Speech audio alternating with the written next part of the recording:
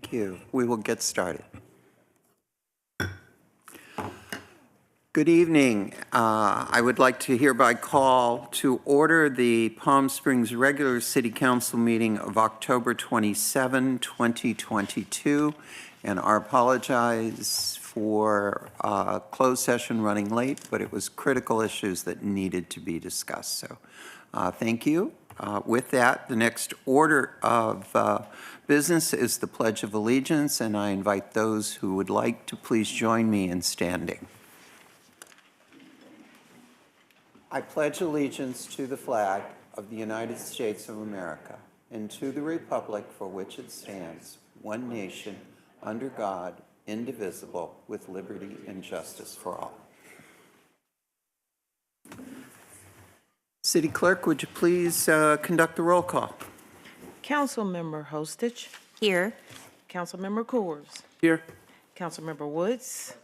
Mayor Pro Tem Gardner. Here. Mayor Middleton. Present. 5 members present. All right.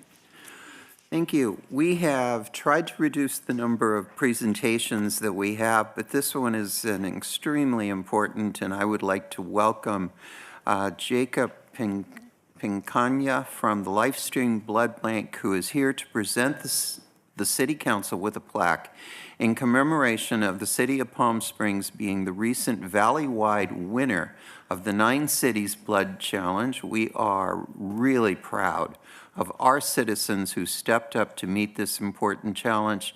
Jacob, please come up to the podium and say a few words, and we would love to then have a photo. And you don't have to send it to all of our colleagues in the other cities of the Valley. We will. No worries. I appreciate that, Mayor Middleton and Council. Thank you so much for having me. Once again, I'm Jacob. I'm the representative that covers the Palm Springs area in addition to some of the other cities, part of the 9 Cities Challenge out here in the Low Desert. 3rd year in a row. How about that? Really awesome. Yeah.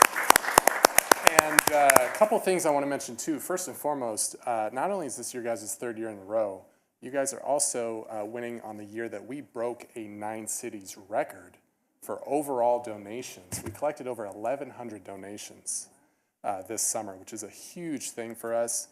We've been going through some struggles during the pandemic. We're coming out of those slowly but surely. And having that 9 cities participation really helps out. So we appreciate all the cities, but this is about you guys. We really appreciate you guys here tonight. And so the other thing I wanted to mention too is all the other cities, all the other 8 cities, they hosted their own, quote unquote, city of blank blood drive. Palm Springs was the only one that didn't, but had enough community blood drives to, come out on top. And I've been hearing about some of the cities, they want to try to increase some of those community blood drives to try to, take the throne. Might be something for you guys to think about and maybe bring back that Palm Springs blood drive for next summer. So we'll see what we can do about that. But for now, congratulations. We've got the plaque here. It shows 2022 City of Palm Springs and the total collection that was, total number that was collected overall for the whole summer. So you guys can see that record was broken for the whole summer. And we've also got a little certificate here for you guys too. So thank you guys so much. Really appreciate everyone's participation. Let's get all together for a photo. And again, to everyone in Palm Springs, thank you. This is your award. Definitely.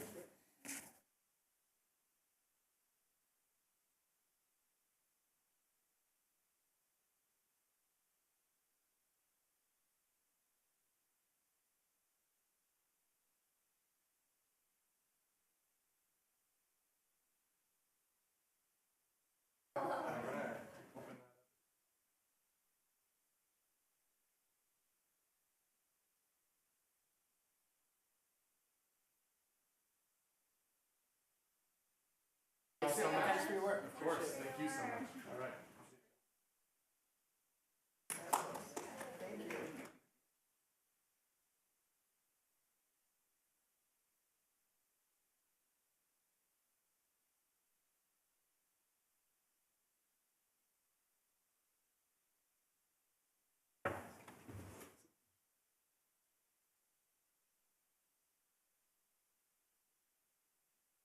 Our next item is acceptance of the agenda. The City Council will discuss the order of the agenda, may amend the order, add urgency items. Note, abstentions are no votes on the consent calendar or request consent calendar items be removed for separate discussion. I would like to entertain a motion for acceptance of the agenda, and are there any items that staff or council member would like removed from the consent calendar for separate discussion and/or vote? Mayor Pro Tem? Can I just acknowledge one of the things instead of pulling it? Okay. So I just want to mention item 1P, which is the approval of the Desert Highlands mural by Richard Wyatt. You should definitely all take a look at one of the examples of murals that he has redone. He does it with these tiles, and it just looks absolutely incredible. And so that's going to be coming to the side of the Desert Highlands Community Center. And this is something the Arts Commission and Shonda Thomas Favreau on the Arts Commission have been working tirelessly on for over a year now. So it's very, very exciting to see that. It truly is. Any other items to be acknowledged, pulled, or anything else? And any from staff? All right, then great, we will have. I do need a motion. Mayor, may I just one comment? I don't want to pull anything, but I did want to ask if this evening we can do our votes via voice and not use the vote link system, because we don't want to have any glitches with the audio All again right, this evening. that sounds very good. So Thank we'll you. also do our motions verbally. I'll make a motion to approve. I'll second. All right, we have a motion and a second. Roll call, please. Councilmember Hostich, Yes. Councilmember, Mayor Pro Tem Garner, Yes. Councilmember Coors. Yes. Councilmember Woods. Mayor Middleton. Aye. 5 ayes, motion carries. All right. Next item is report out of closed session. Mr. Ballinger? Yes, Madam Mayor, members of the City Council. The City Council met in closed session earlier this afternoon to discuss the items that are listed on the agenda, and there was no reportable action. All right, thank you. Next item is public testimony. This time has been set aside for members of the public to address the City Council on non-public hearing agenda items only. 2 minutes will be assigned to each speaker. You are asked to begin your time by telling us what agenda item or items you are speaking about. Note that public testimony for public hearings will be taken at the time of the public hearing, and general public comment for subjects not on the agenda will be taken later in the evening. City Clerk, please begin the public comment. Our first public speaker is Brad Anderson.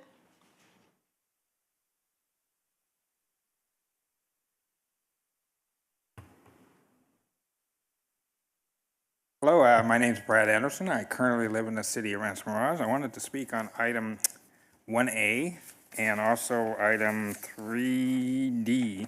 1A, most people probably don't know, is the continuation of Assembly Bill Assembly Bill 361, I believe it is, and that's just allowing remote meetings. I'm just going to refresh your memory, not that you have to be refreshed, but the city can let people call in.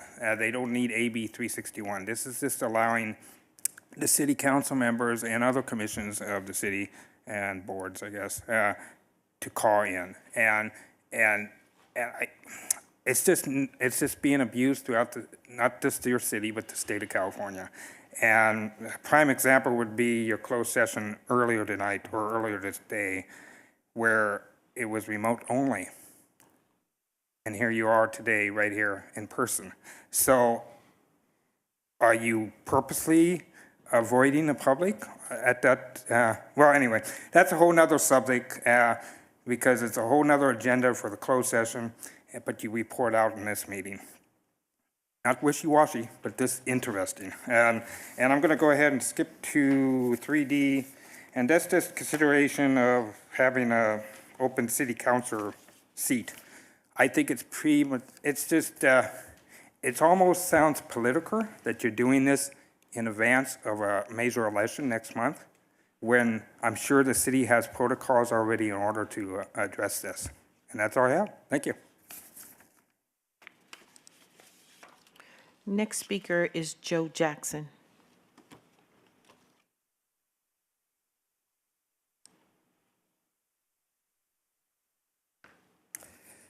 Mayor Middleton, Mayor Pro Tem Garner, council members, staff, guests.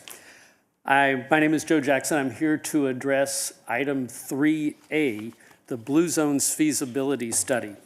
I introduced the Blue Zones concept to the Sustainability Commission during my term several years ago. And I shared this book with Mayor Middleton and several other council members at that time. The village of Palm Springs in its earliest days was a place where people came to be healthy in our dry desert climate. And so with the Blue Zones, we can take another logical step in this century to improve the health and longevity of all members of our community. And we can look at how the built environment and our policies can further that goal. Palm Springs is already the most walkable city in the valley, but we can continue to make infrastructure and policy decisions that will improve our citizens' ability to work, play, and live here in our city. The Blue Zones program will engage residents and city staff for a new and better future. Other Blue Zones communities have experienced a reduction in tobacco use, a reduction in obesity, and more healthy behaviors. This would be an ideal initiative to invite our neighbors, the sovereign nation of the Agua Caliente tribe, to join with us to make our whole community a healthier place. I want to thank Councilmember Coors for raising it and getting it on the agenda, and I encourage all of you to adopt 3A. Thank you. We have one speaker online, Kathy Warmack.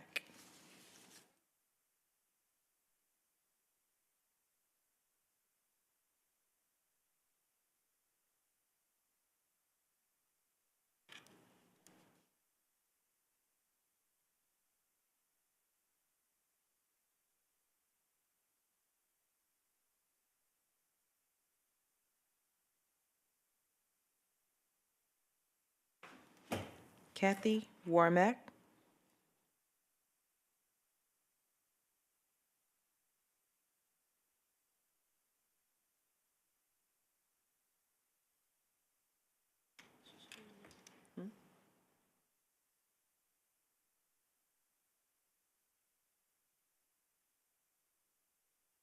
Kathy's not available. She's our last speaker.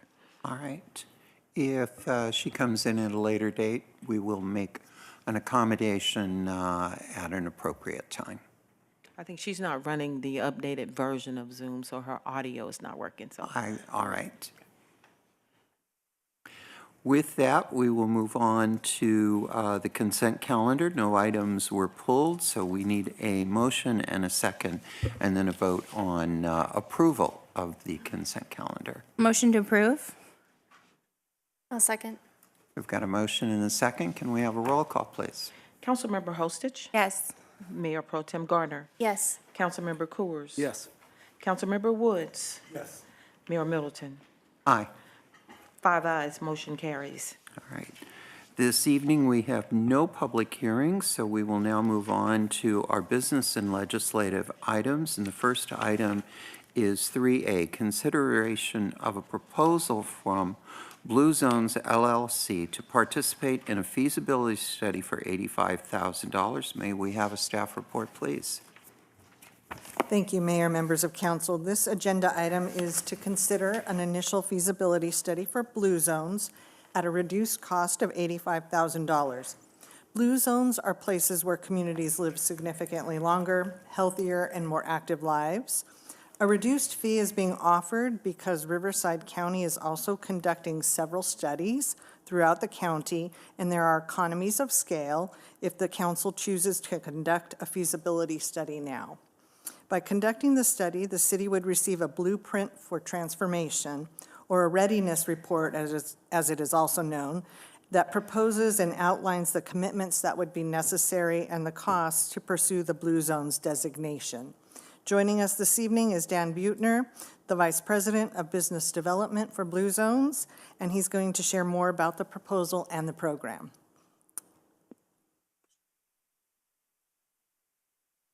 bring Dan forward. There he is. Good evening.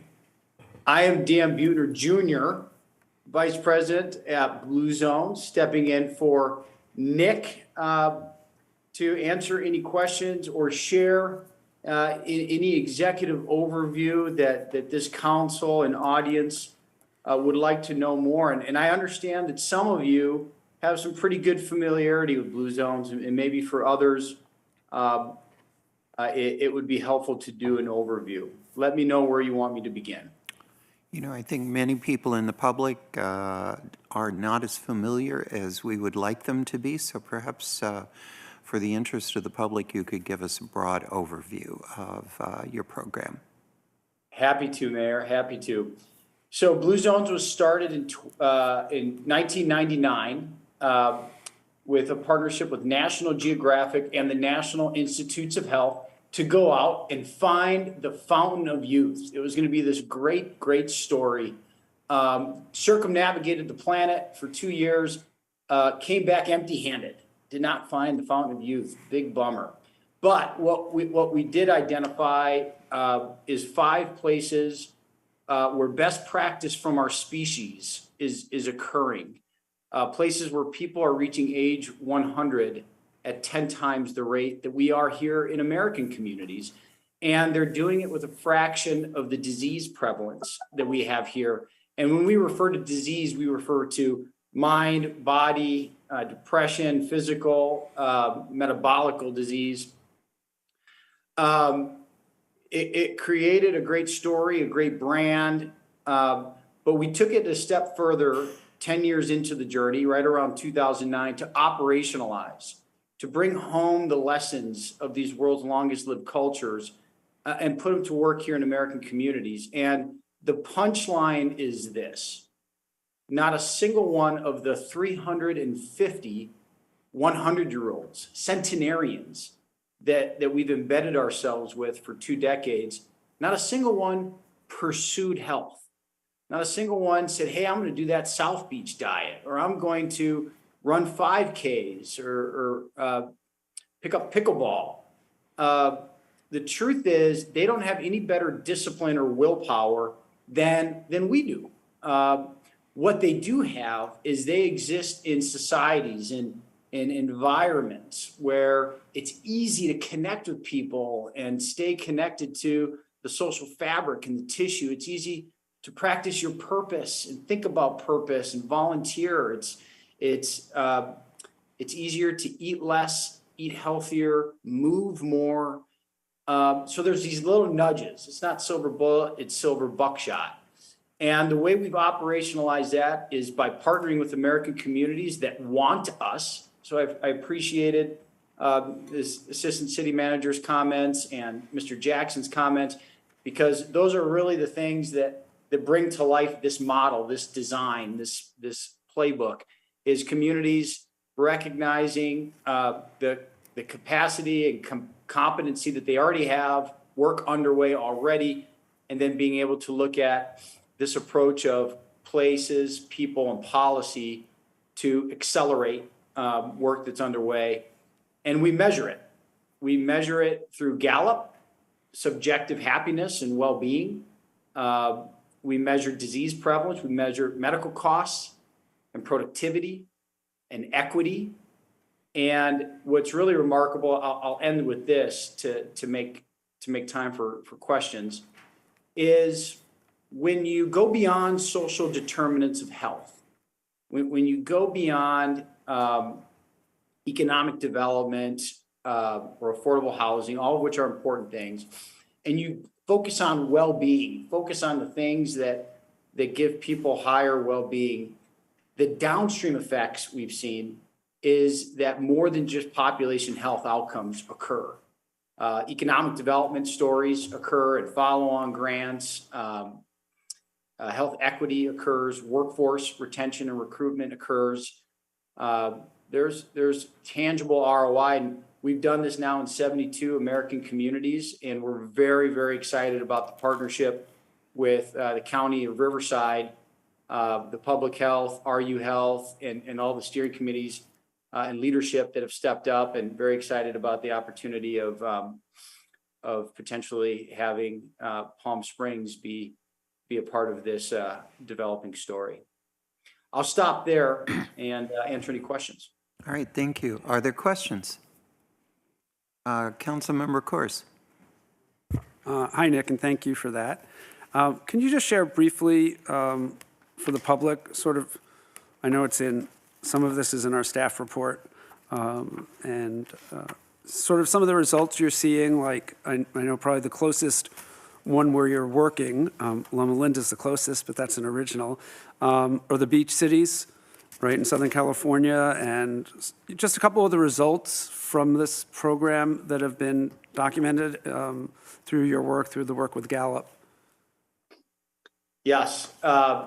So it's a diverse scorecard of things, and some of the things were envisioned going into it as part of the blueprinting, and some of the things were community-specific goals where Blue Zones was able to add acceleration, accountability to achieve it.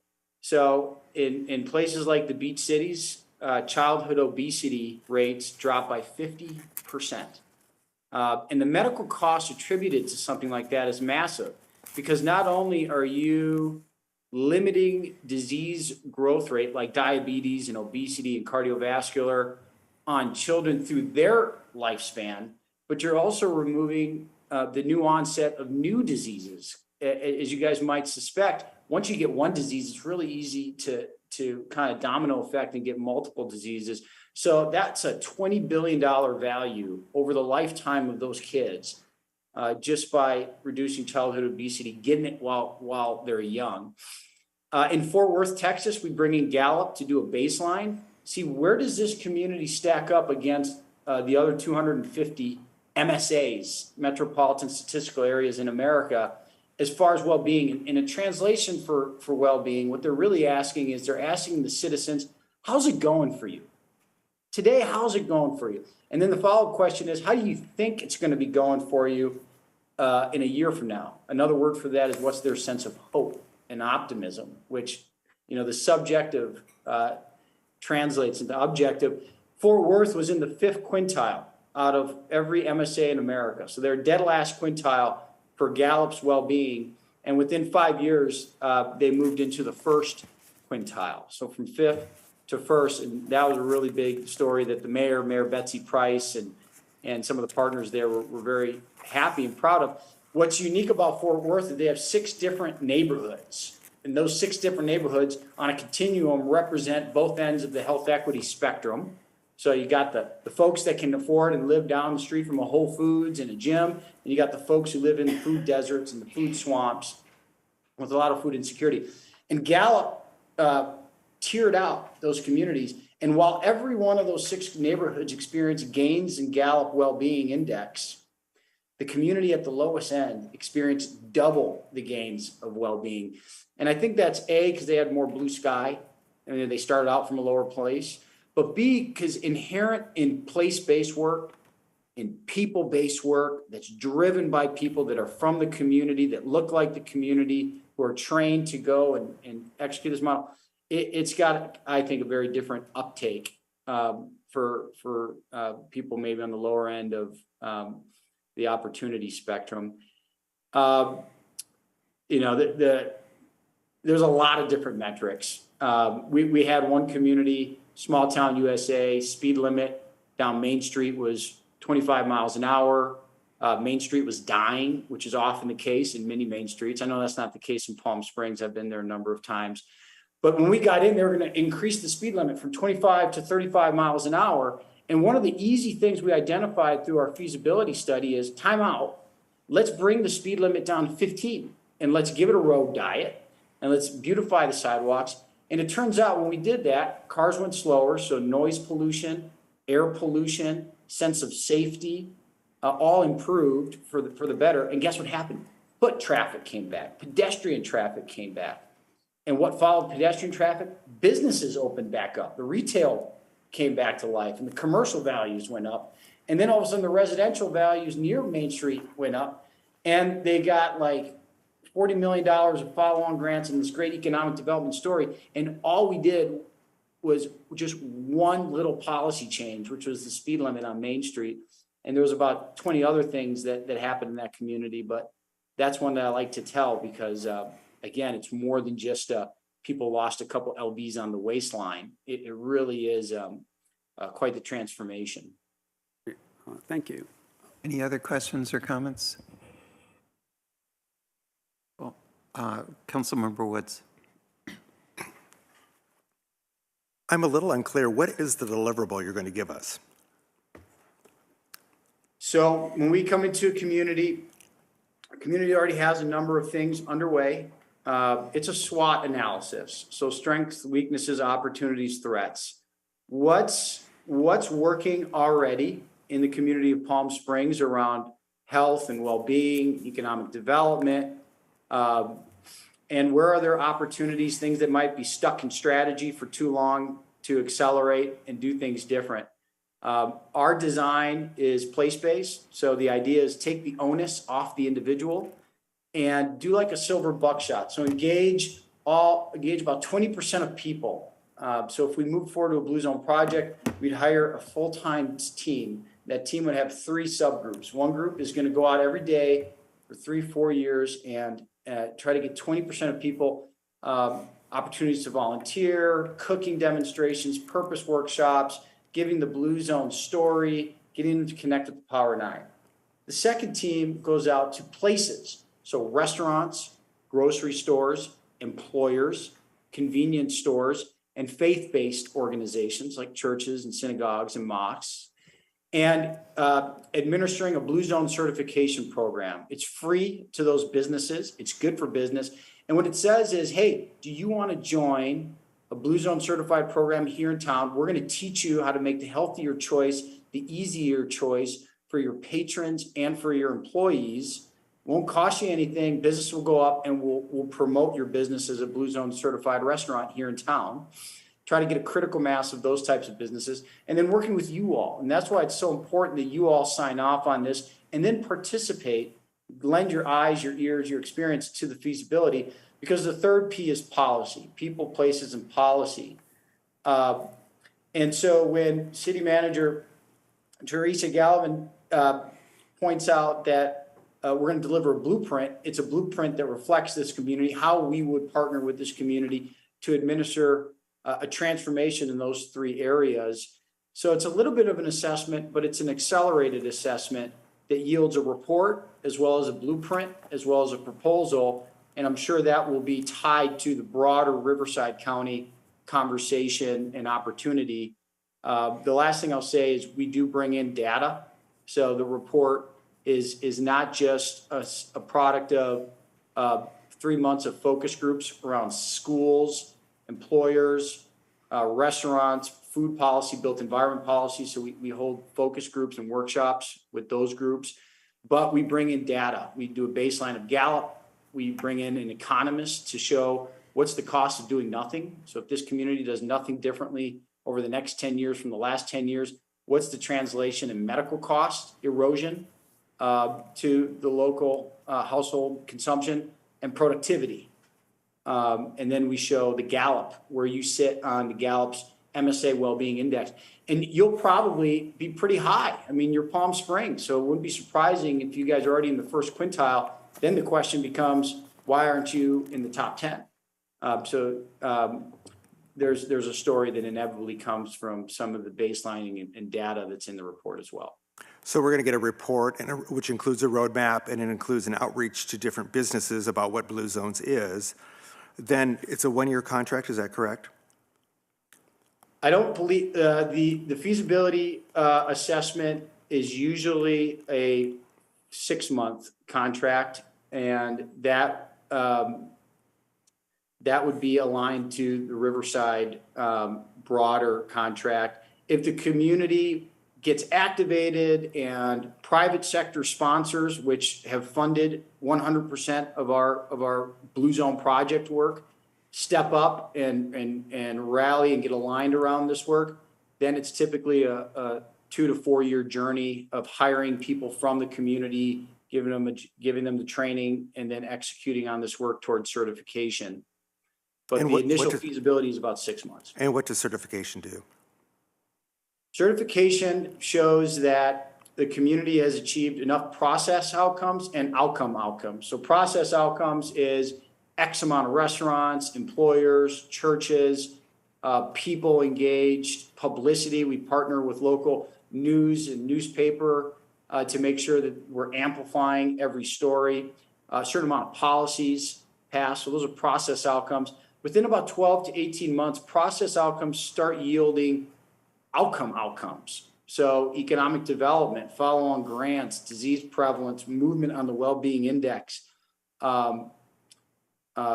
marquee projects, which we define usually as major built environment policy wins that are manifest in the community. And then you get certified, and that's a point of celebration. It's a point of reflection, and it's a point of optionality in which Blue Zones often exits left as far as account management and coaching and holding the hand and providing the measurement. And this really truly becomes an asset, a new capacity that the community owns and can evolve as it sees fit. Some communities continue to call it Blue Zones. Others say we're certified, but this actual apparatus, is now the new Palm Springs Living organization, by way of example. And what is the purpose of the whole thing? Our mission is to make well-being for everyone, everywhere. We strongly believe that the $4 trillion that America spends on healthcare is ultimately paid for by two groups of Americans. American workers, in terms of either lower employment and lower wages, employers having to often struggle to deal with the rising healthcare costs of the workforce. And then the second group of Americans is us, American households, in terms of either higher taxes or worse, passing the buck on to our kids' generation. So in terms of generational debt. And that $4 trillion is projected to grow to $8 or $10 or $12 trillion in our lifetimes, in the next 2 decades. On top of that, you look around, I mean, you all experience it every day, American well-being, a sense of purpose, financial security, community pride, social well-being, isolation's through the roof, depression's through the roof. This is more than healthcare. This is more than population health. These are things that, believe it or not, can be tackled by well-being. If I give you, Mr. Council Member, higher well-being, in a couple months, you might lose a couple LBs on the old waistline, but that's not all that will happen. You'll become a better dad, a better husband. You'll become a better neighbor. You might volunteer more, a better employee. And the same is true when you do this to entire neighborhoods and entire communities. You give them measurable well-being, which you can measure, believe it or not, through people, places, and policy. You can mimic what this anthropological phenomenon in these Blue Zones. And it's not because Blue Zones is good at doing it to you. It's because, and obviously I'm biased, we got a playbook that when we give it to community leaders that want to follow our process to get organized and activated, they're often able to provide the X factor, which is the leadership and the local talent to take our model and bring it to life for their community. So I'm a little confused, and I apologize for that, but you're going to come out with a report and a roadmap. We in the city of Palm Springs, first of all, our community is much larger than Palm Springs, to be very frank with you. It's a huge community that goes beyond just our 46,000 residents that are here full time. Is you're going to come up with this, but at some point it has to be implemented. And we already have a lot of structures in place through the state of California, through the city itself, we have a plethora of nonprofits, from children to older adults to gay lesbians to HIV AIDS. The whole works is really, we were very strong in that here. So I'm not getting we were already very active in all of those fronts. Many communities are not. We are. So what are you going to give us?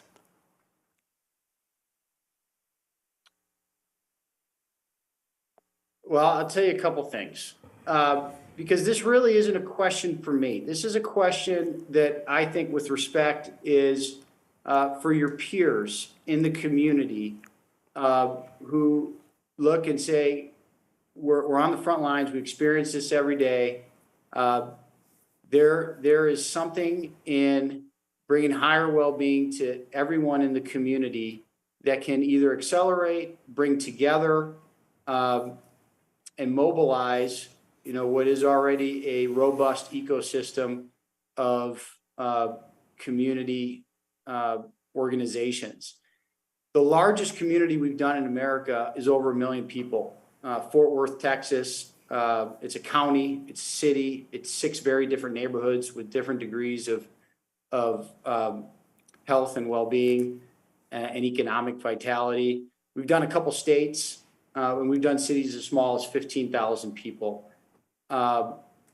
And when we get invited in, it's because they're looking around saying, we are unique, but we're not unique in the growth rate of disease and medical costs from our peer American communities. So I don't know Palm Springs as well as you. I'm an outsider. I'll always be an outsider. But I suspect that there's people who feel like Palm Springs is a destination that people already want to be at, and there already is an incredible brain trust and heart trust of people that are doing amazing work and making a difference. But can Blue Zones bring in a model that provides accountability, and accountability that's not just a lot of exposure and marketing and doing assessments, but accountability to actually take a bite out of a disease growth rate and the medical costs associated with that growth rate that is out of control for every community in America. So I guess, I'll ask one more question, because I'm skeptical. First of all, I don't, you talk about disease generally.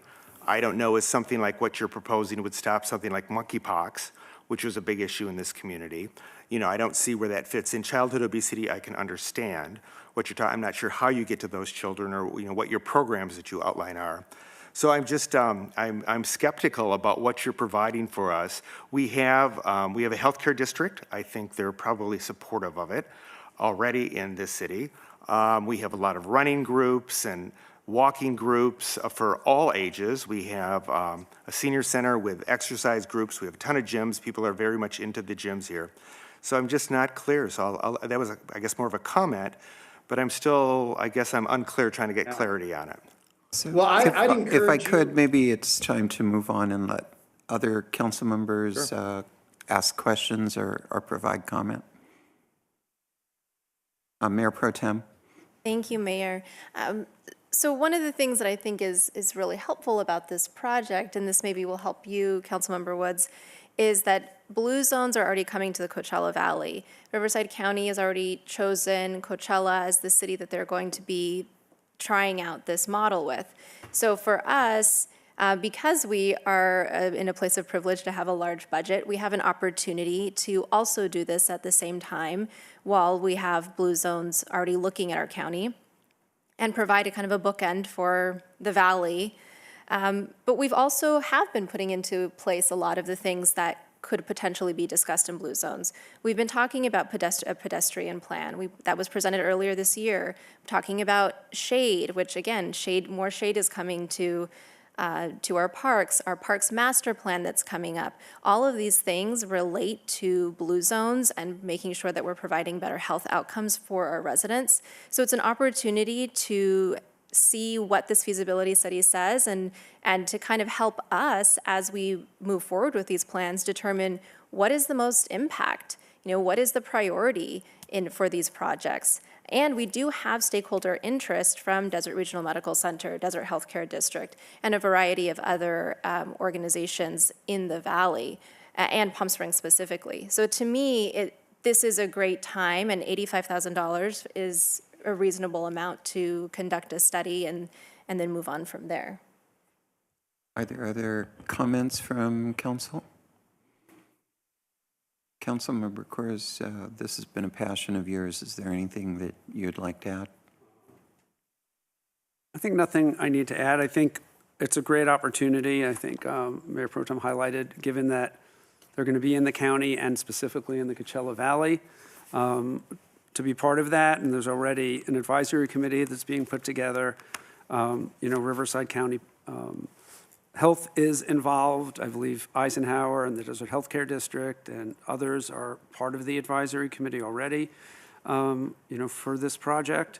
And I think it's a great opportunity. And, during it, we'll find out if there's the philanthropy and other ways, to do the full project, and if there's the desire from our residents, because that's really part of what the feasibility study is doing. But getting that baseline, and I think that's a really good point you made, I think is so important. So really appreciate your work. I know most of us all of us have the book. I think a lot of folks have read it or parts of it. But with that, I'll move the item. Is there any further discussion?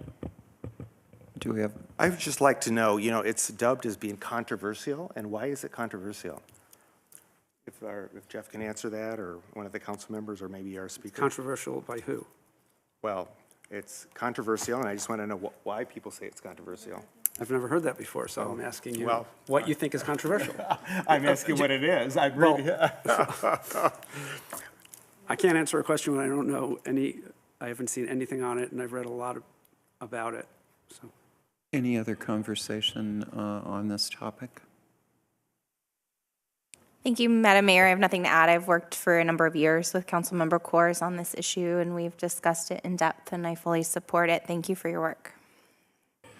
I'm going to be supportive of this concept. I think it's been demonstrated in cities across the planet that there are communities that do a better job than others at identifying programs and policies and practices that improve people's health and their life longevity. And I'm very pleased for Palm Springs to, I think we do an awful lot of things well. I'm absolutely convinced we can do things better.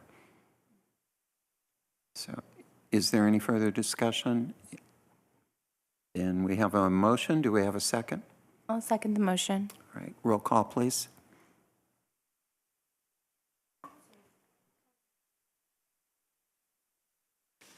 Councilmember Coors, I'm sorry. Councilmember Coors? Yes. Councilmember Hostage? Yes. Councilmember Woods? No. And I say no because I think there's some nip to it, and I don't think we have a full understanding of what it will do for us. Thank you. And not that the idea isn't great. I'm just not sure that this will do it. Mayor Pro Tem Garner? Yes. Mayor Middleton? Aye. 4 ayes, 1 noes, motion carries. All right. Next item is item 3B, consideration and possible adoption of policy limiting the number of public meetings that city legislative bodies may hold on a third-party applications. May we have staff report, please? Madam Mayor, Mayor Pro Tem, and members of City Council, the item that you have before you is consideration of a policy relative to the number of meetings where applications can be heard and a limit to the times that the application can be heard. I'd request that we pull forward the PowerPoint if we could. Thank you very much. This stems out of a discussion that we had at City Council back in January of 2020. At that time, we were discussing ways to shorten the entitlement process, and there were basically 3 items or directions that were given to staff at that time. Number 1 was to consider reversing the order of the architectural review and the Planning Commission reviews as a means to shorten the overall process. Secondly was to reduce the number of application types that were required to come before City Council. And then the third was to look at limiting the number of meetings where applications could be heard as a means to shorten the process. I'm happy to report that we accomplished the first 2. We did that back in April of 2021 by adopting a new architectural review process As part of that process, we also eliminated a number of applications that were formerly required to be approved by the City Council. One of the things that we failed to do at that time was to come forward with the policy relative to limiting the number of continuances. And so staff is trying to catch up with our many assignments that we have. This is one of those items, and again, I apologize that it's taken us this long to come before you with this item. The proposed policy would apply to all city legislative bodies and not just the Planning Commission or the Architectural Review Committee. It would apply to bodies such as the Airport Commission, Public Arts Commission, or Measure J, wherever there are third-party applications before that board or commission. So it's important to understand that it extends beyond the Planning Commission and Architectural Review. Secondly, in terms of the way that we've drafted this policy, it only applies to third-party applications. And so any policy issues or legislative items that are initiated by either the City Council, city staff, or our boards and commissions would not be subject to this policy. So for example, recently we just had amendments to our SB 9 ordinance or the urban lot split ordinance. That's an example of an item that wouldn't be subject to the 3-meeting rule that we're proposing because it's a policy issue, it's a legislative issue. This does impose a 3-meeting limit on application reviews. However, applicants do have the ability to waive that limit. We have had certain cases, and I'm going to ask that you forgive me, I'm going to use Planning Commission examples primarily throughout this. We have had applications where applicants, in wanting to come forward with a better project, have requested additional meetings so they could provide additional materials or make additional modifications to come forward with a better conforming project, if you will. And so that's one of the aspects that we've incorporated into this policy. We have been doing this in practice with Planning Commission and Architectural Review Committee ever since we adopted the revised architectural review process. And I'm happy to report that the majority of applications that we've heard have been, the boards have taken final action on those applications in 2 meetings or less. There's been only a couple of rare instances in the last year and a half where an application has required more than 2 meetings. I can think of the Crestview applications, the 2 houses on Crestview that came forward to City Council on appeal. There was a recent instance with some proposed house designs in Miralon where we took those designs to a subcommittee of Planning Commission and Architectural Review in order to finesse the details of those residences. But those are really the exceptions to the rule over the last year and a half since we've had a revised architectural review process in place. In proposing this, we've had a number of questions and concerns about this limitation on the number of meetings. The first question that I've had is relative to applicants who may want to bypass Planning Commission. Historically, what we've seen is we've had applicants who've come forward and say to the Planning Commission, just deny my application so I can go to City Council. Let me discuss that just briefly with you. The Planning Commission is entrusted with reviewing applications for conformance to our adopted development standards. And so I don't think that the Planning Commission ever would want to just deny a case and forward it to City Council. They take their role very seriously in terms of making findings about each of the applications that comes before them. And they're not going to take final action on an application until they have made those findings. And so relative to applicants who may want to just be denied by the Planning Commission so that they can appeal and go forward to City Council, I would say that the Planning Commission needs to have the ability to review the application and make findings accordingly. Under this policy, they could take up to 3 meetings to do that. So that's how I would respond to that question or concern, is the Planning Commission still has their role in front of them, and they have the ability to take up to 3 meetings to do that. Another question that I've had relative to this policy is sometimes we have incredibly complex projects that come before the Planning Commission and Architectural Review, again, as examples. How do we handle those types of situations?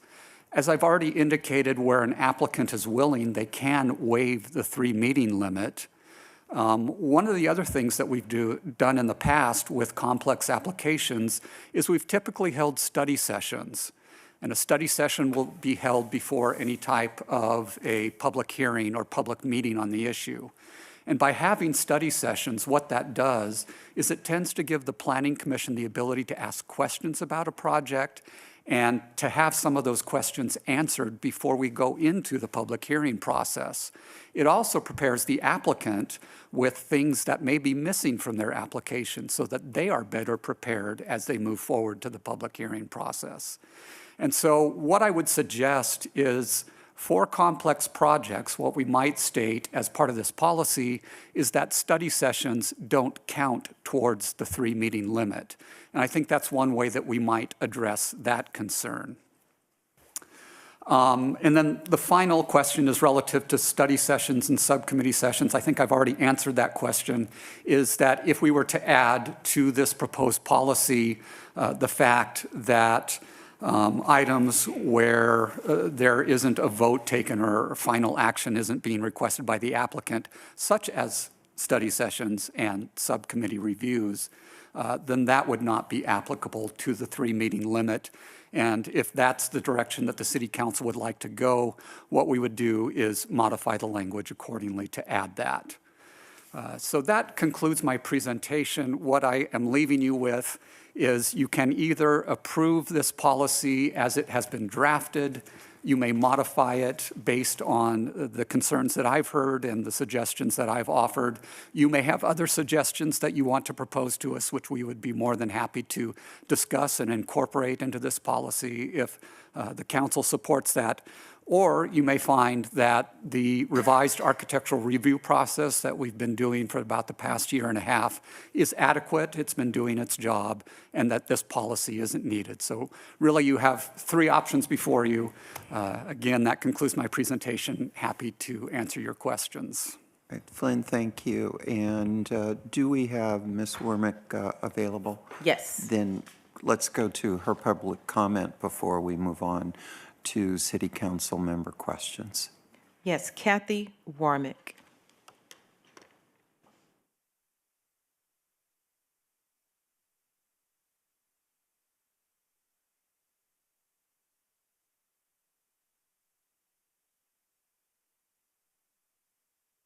Kathy Warmick.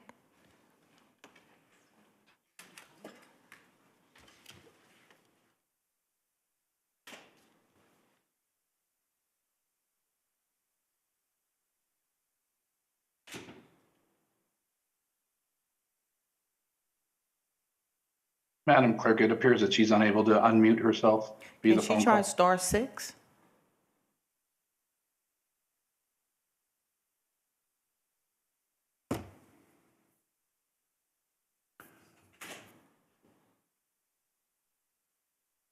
Were we able to reach her? We'll call her. All right, thank you. Then let's move on, and we will come back if we can, but are there questions for staff? Councilmember Woods. Thank you, Madam Mayor. Flynn, one of the things that we did in the whole process was to try and give anybody who's working in the city upfront advice and kind of give them a way to navigate the course. And we authorized the hiring of one of our planners to basically do specialize in design on that front end. And can you tell us where that is and how that fits into this? Yes, we did promote one of our staff members to a position who will be responsible or is responsible for what we're calling the pre-submittal process with applicants. That gives staff and the applicant the opportunity to sit down together to review their application that is proposed, to go over any design issues ahead of time. There has been a little bit of a delay in being able to focus that individual's time. Mr. Ken Lyon, who has that responsibility, has also been doing Historic Site Preservation Board at the same time as doing our pre-submittal conferences. I'm happy to report that we've just recently hired a Historic Preservation Officer who just started this Monday and is taking over that role, which will free up Mr. Lyon to spend more time with applicants. So we do have that in place. He's been doing that about 50% of his time, but we'll be able to spend more time in the future going forward in that process.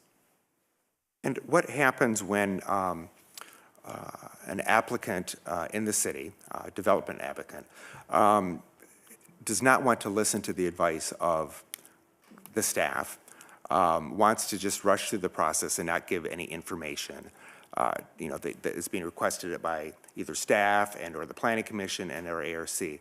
What do we want to do in that situation? In those situations, staff will identify whatever aspect of the design doesn't conform to standards.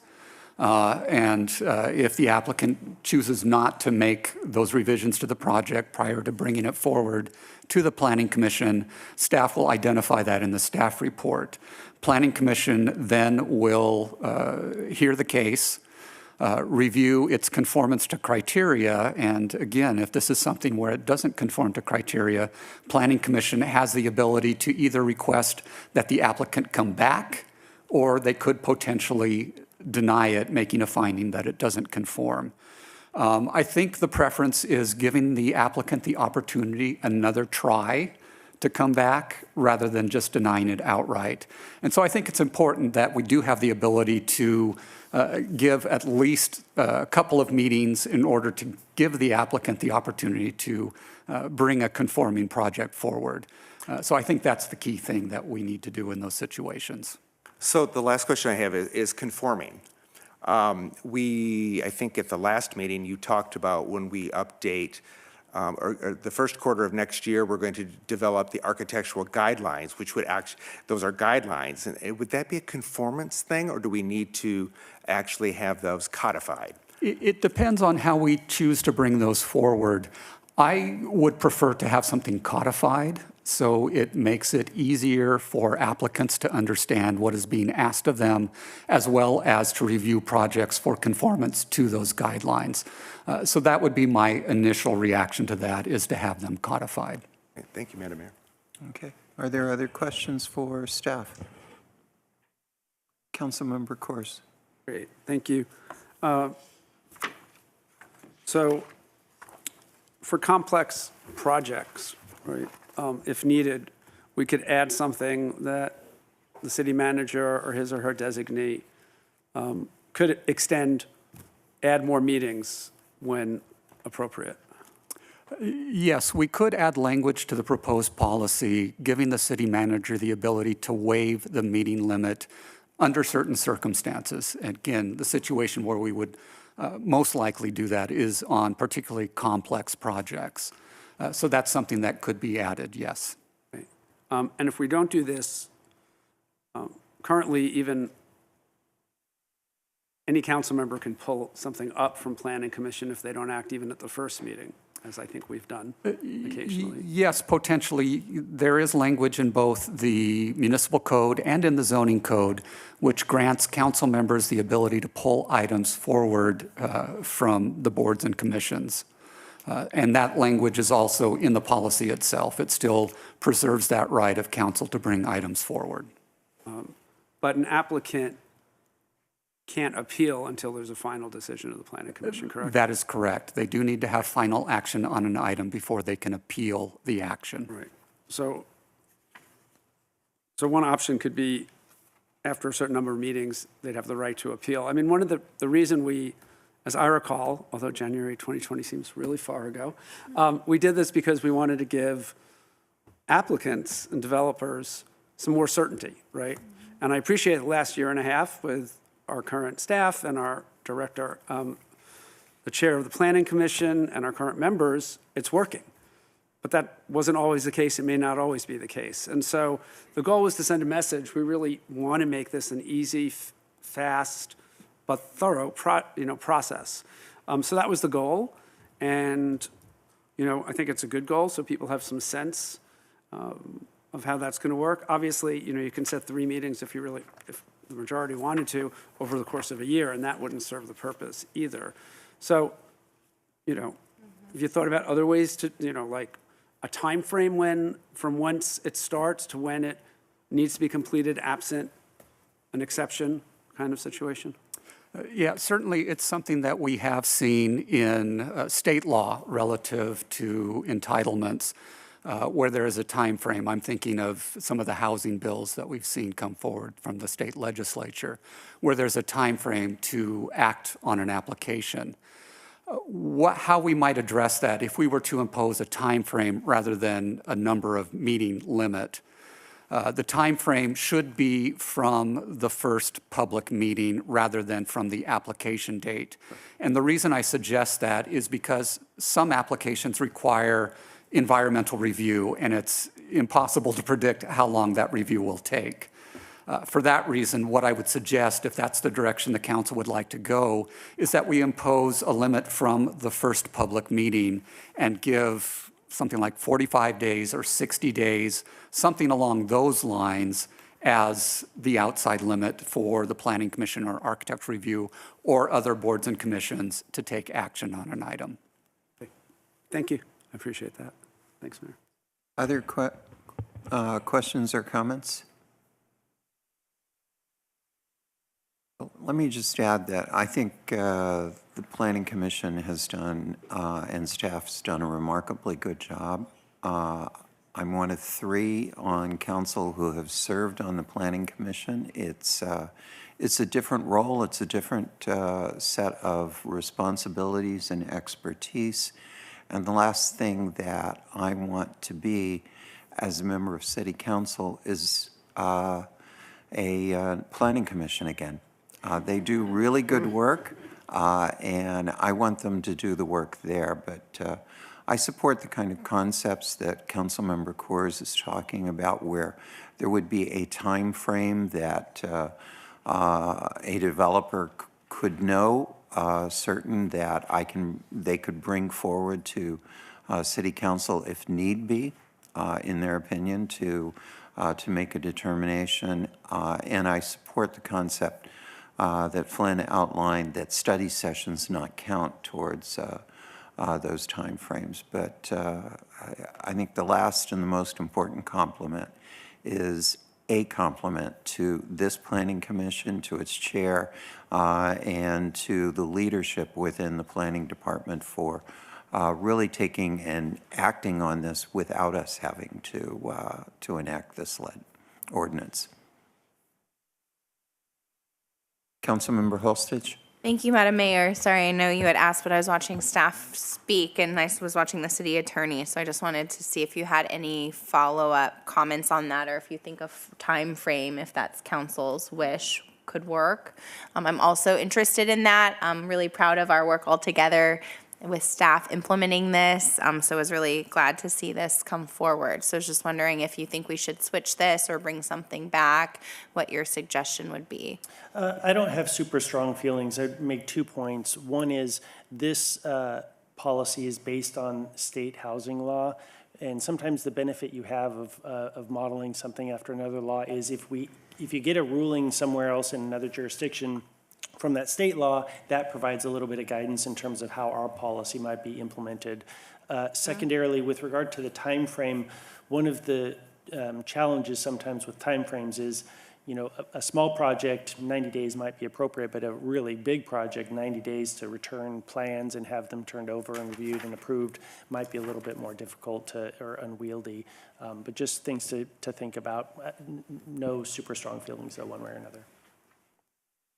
Yeah, the whereas is in the resolution, and this is just a resolution, it's not amending the code. So how was that chosen as the way to change the time frame or the number of applications? Could you talk a little bit about the balance or benefits for having a resolution versus amending the code? Yeah, we wanted to start with a resolution because those are easier to change from time to time than ordinances are. And they really are meant to express the city council's policy position as opposed to something that's hard and fast, like an ordinance that somebody might want to try and challenge either an approval or a disapproval based on maybe a possible failure to meet these specific timeframes. This is really, I thought it was really meant in coming from council as really an expression of the council's desire to move things along as opposed to something that might be a trap for us to end up in litigation with. Thanks. I had a few follow-up questions on that if I can. So one, maybe as a solution in the,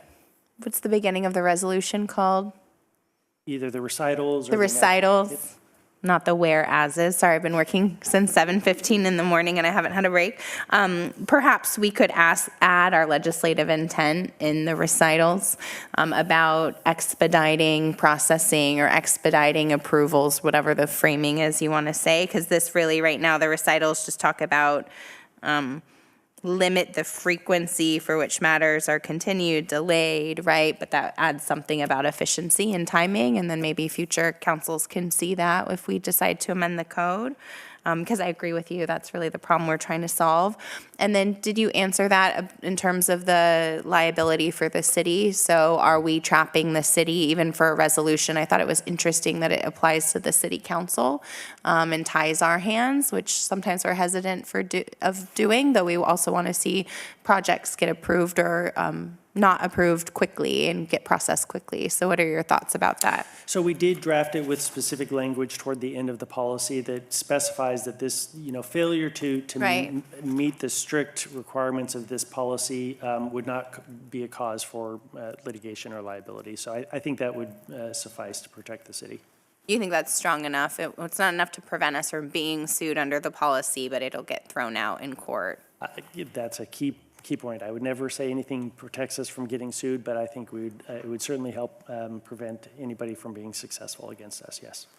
Thank you. And then I know you answered at the beginning of your presentation the reason why you say legislative bodies as opposed to saying which ones it applies to.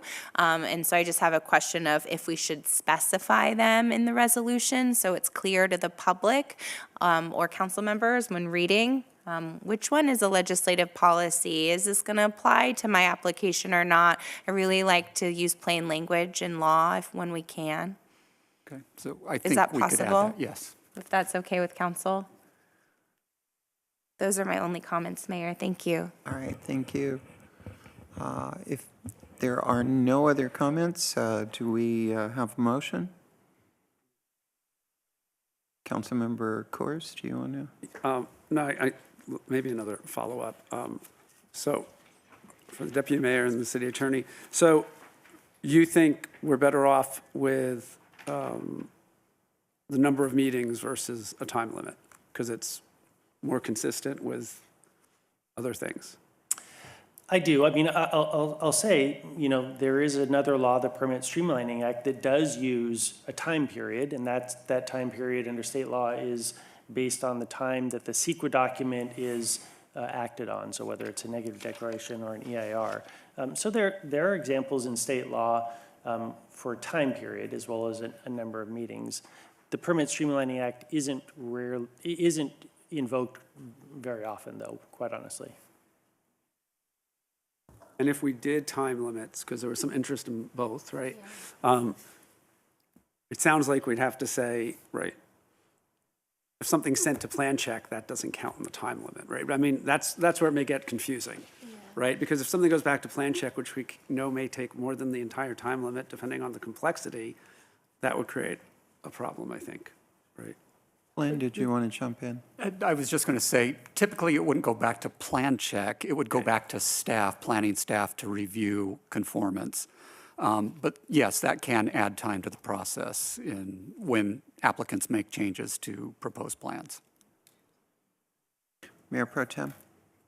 In terms of the meetings or the time frame, I do think the meetings make more sense because one of the things that we hear often is that it's confusing. The process can be confusing. So if we have to figure out the timing and we start to get, which makes me start thinking about, is it a calendar day or is it a business day, and counting when a motion is due, and it sounds like it'll just be more complex than if we just do meetings, at least for everyone in general to understand. Do we have Kathy on? Yes, we have Kathy on now. Well, good. Kathy, you have 2 minutes. Your outfit is. Hello? We got you. Kathy, you have 2 minutes. We hear you. Yes, this is Kathy Wermick. Mayor Middleton, Mayor Pro Tem Council, I have a few concerns about this policy.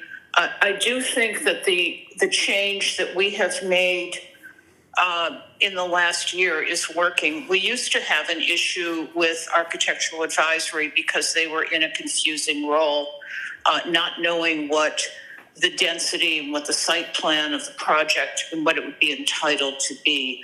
But I think they're working very well. I think we're working very well. I agree with Flynn regarding the study sessions, but I also think we need to make an exception for subcommittee meetings. We often refer things to a subcommittee of Planning Commission and Architectural Review, and that will take one meeting for them, a meeting at planning, a first meeting of the subcommittee with the applicant, a meeting for them to come back, and then it coming back to Planning Commission.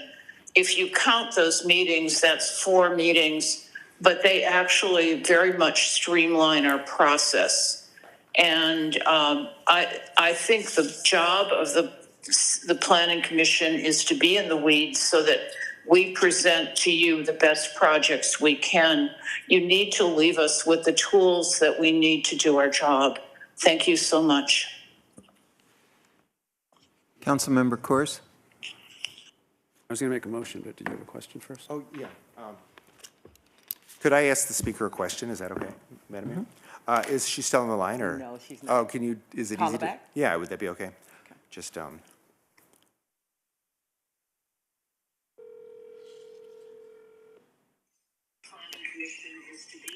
Hey, Kathy.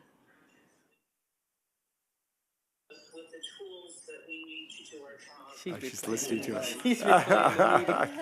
So hey, Kathy. Hello.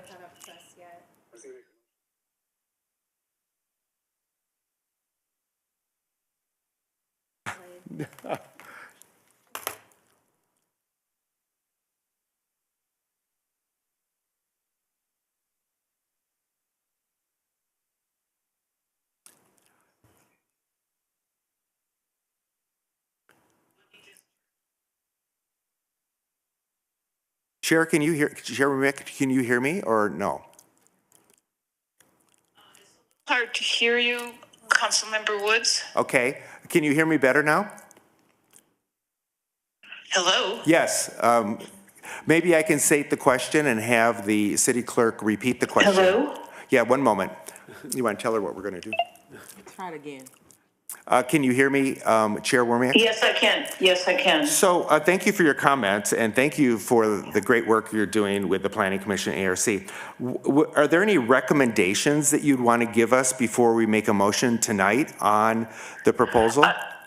If you're going to make this proposal, make 2 exceptions for study sessions, which are really an accommodation to the developer to help them through the process, and also for subcommittee meetings that are constructive, where something doesn't work but it's been referred to subcommittee to come back to Planning Commission, and usually that can take 2 meetings. And you don't want those to count as one of the 3, is that what you're I saying? would prefer that they not count. And We would rather not turn down good projects because we can't get to findings. We'd much rather approve projects or send good projects on to architectural review. And I think the issues with architectural review, which brought this on, have really been solved by the reversal of the process of them following Planning Commission. And I just want to say, I think we have the best architectural review committee we've had since I've been on Planning Commission. Great, thank you. Is it Councilmember Corse? I was going to make a motion unless you had something Please. else.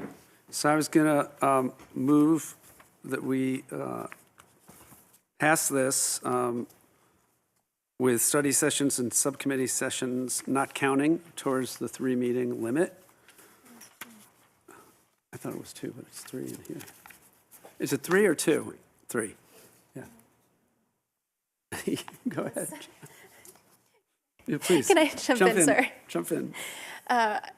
If we're going to make exceptions for subcommittees, I think there should be a limit on how many subcommittee meetings there are, or there should be a time frame attached to this. I mean, this is one of the things that we've heard from applicants, is that there's been, the subcommittee process lasted too long, and they were in this huge limbo. So I appreciate the concept of wanting to carve out time for this process, but then if that happens and we are getting back to not me talking about meetings, but talking about time frame.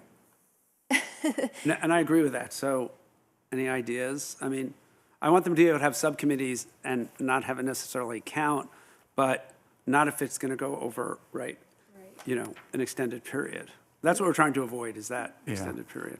I believe I heard Chair Wormuck say that at least 2 subcommittee meetings, 1 to identify the issues and 2 to come back with resolution, is what they would need. I'd suggest maybe 3 at a maximum. Okay, with a friendly amendment to 2 for subcommittee and study sessions. So 2 subcommittees and/or study sessions. Right, and they can waive if they're working on a project, right? And I'm comfortable with what the Mayor Pro Tem is suggesting. It happens very, very rarely, but occasionally we do have a developer who, they've got an issue that they and the Planning Commission are just not seeing eye to eye on, and there's time urgency, and they simply want to get it in front of us to resolve the debate. so the motion would be 3 meetings that don't count study sessions and subcommittees, while 2 study sessions and/or subcommittee meetings would be allowed total. And the city manager or his or her designate could add an additional meeting for complex or other purposes, and that we will use more non-legalese language and add stuff to the recitals. Did I cover everything there? Lynn, does that work?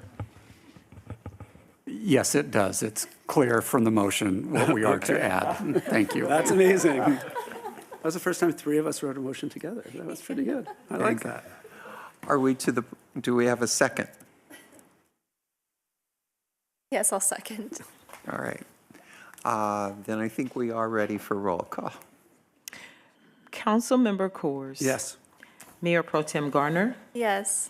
Councilmember Holstich. Yes. Councilmember Woods. Mayor Middleton. Aye. 5 ayes, 0 no, motion carries. All right. Thank you. Our next item is 3C, the proposed turf conversion matching rebate. Staff, may we have a report, please?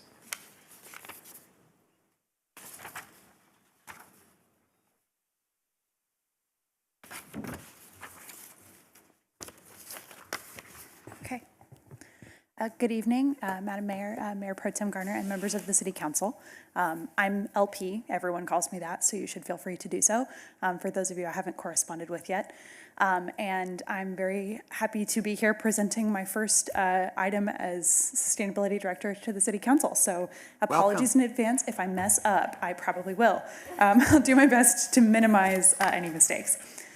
So excited to be here to talk about something that actually was fairly new to me, you know, coming from dense urban environments, hadn't spent a lot of time with turf in the past. So thanks to our colleagues at the Desert Water Agency and many interested residents who've helped me learn about turf in the past couple of months.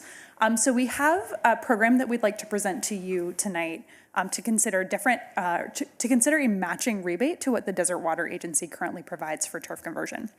So I'm going to talk about a few things, just give a little bit of history and current context, talk through kind of the rationale and the principles behind the proposal that we've made to you this evening that has come from the Sustainability Commission, kind of seeded from our team, talk a little bit about some of the design considerations and some of the questions that I know have come up, and then just kind of talk about how we're thinking about this, both in terms of sort of an early starting program and then kind of where we might like to see this grow in the future, or if you had additional considerations for how you might like to grow this program. We also are joined by the chair of our Sustainability Commission, Don Barrett, who can share a little bit on the commission's recommendations as well. Okay, so if I can do this. Wow, amazing. As you saw in the staff report, so we've come today with a particular proposal summary where we will approve an appropriation of $150,000, or we're requesting that you approve an appropriation of $150,000 to match the Desert Water Agency's rebate fully. So they give a $3 per square foot rebate.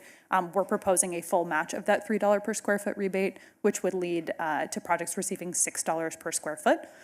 With a couple of conditions. So one, and we can talk about this a little bit more later, I know there may be some questions on this, requesting that projects avoid the use of artificial turf, just for consistency with other sustainability efforts, but we can talk about that later.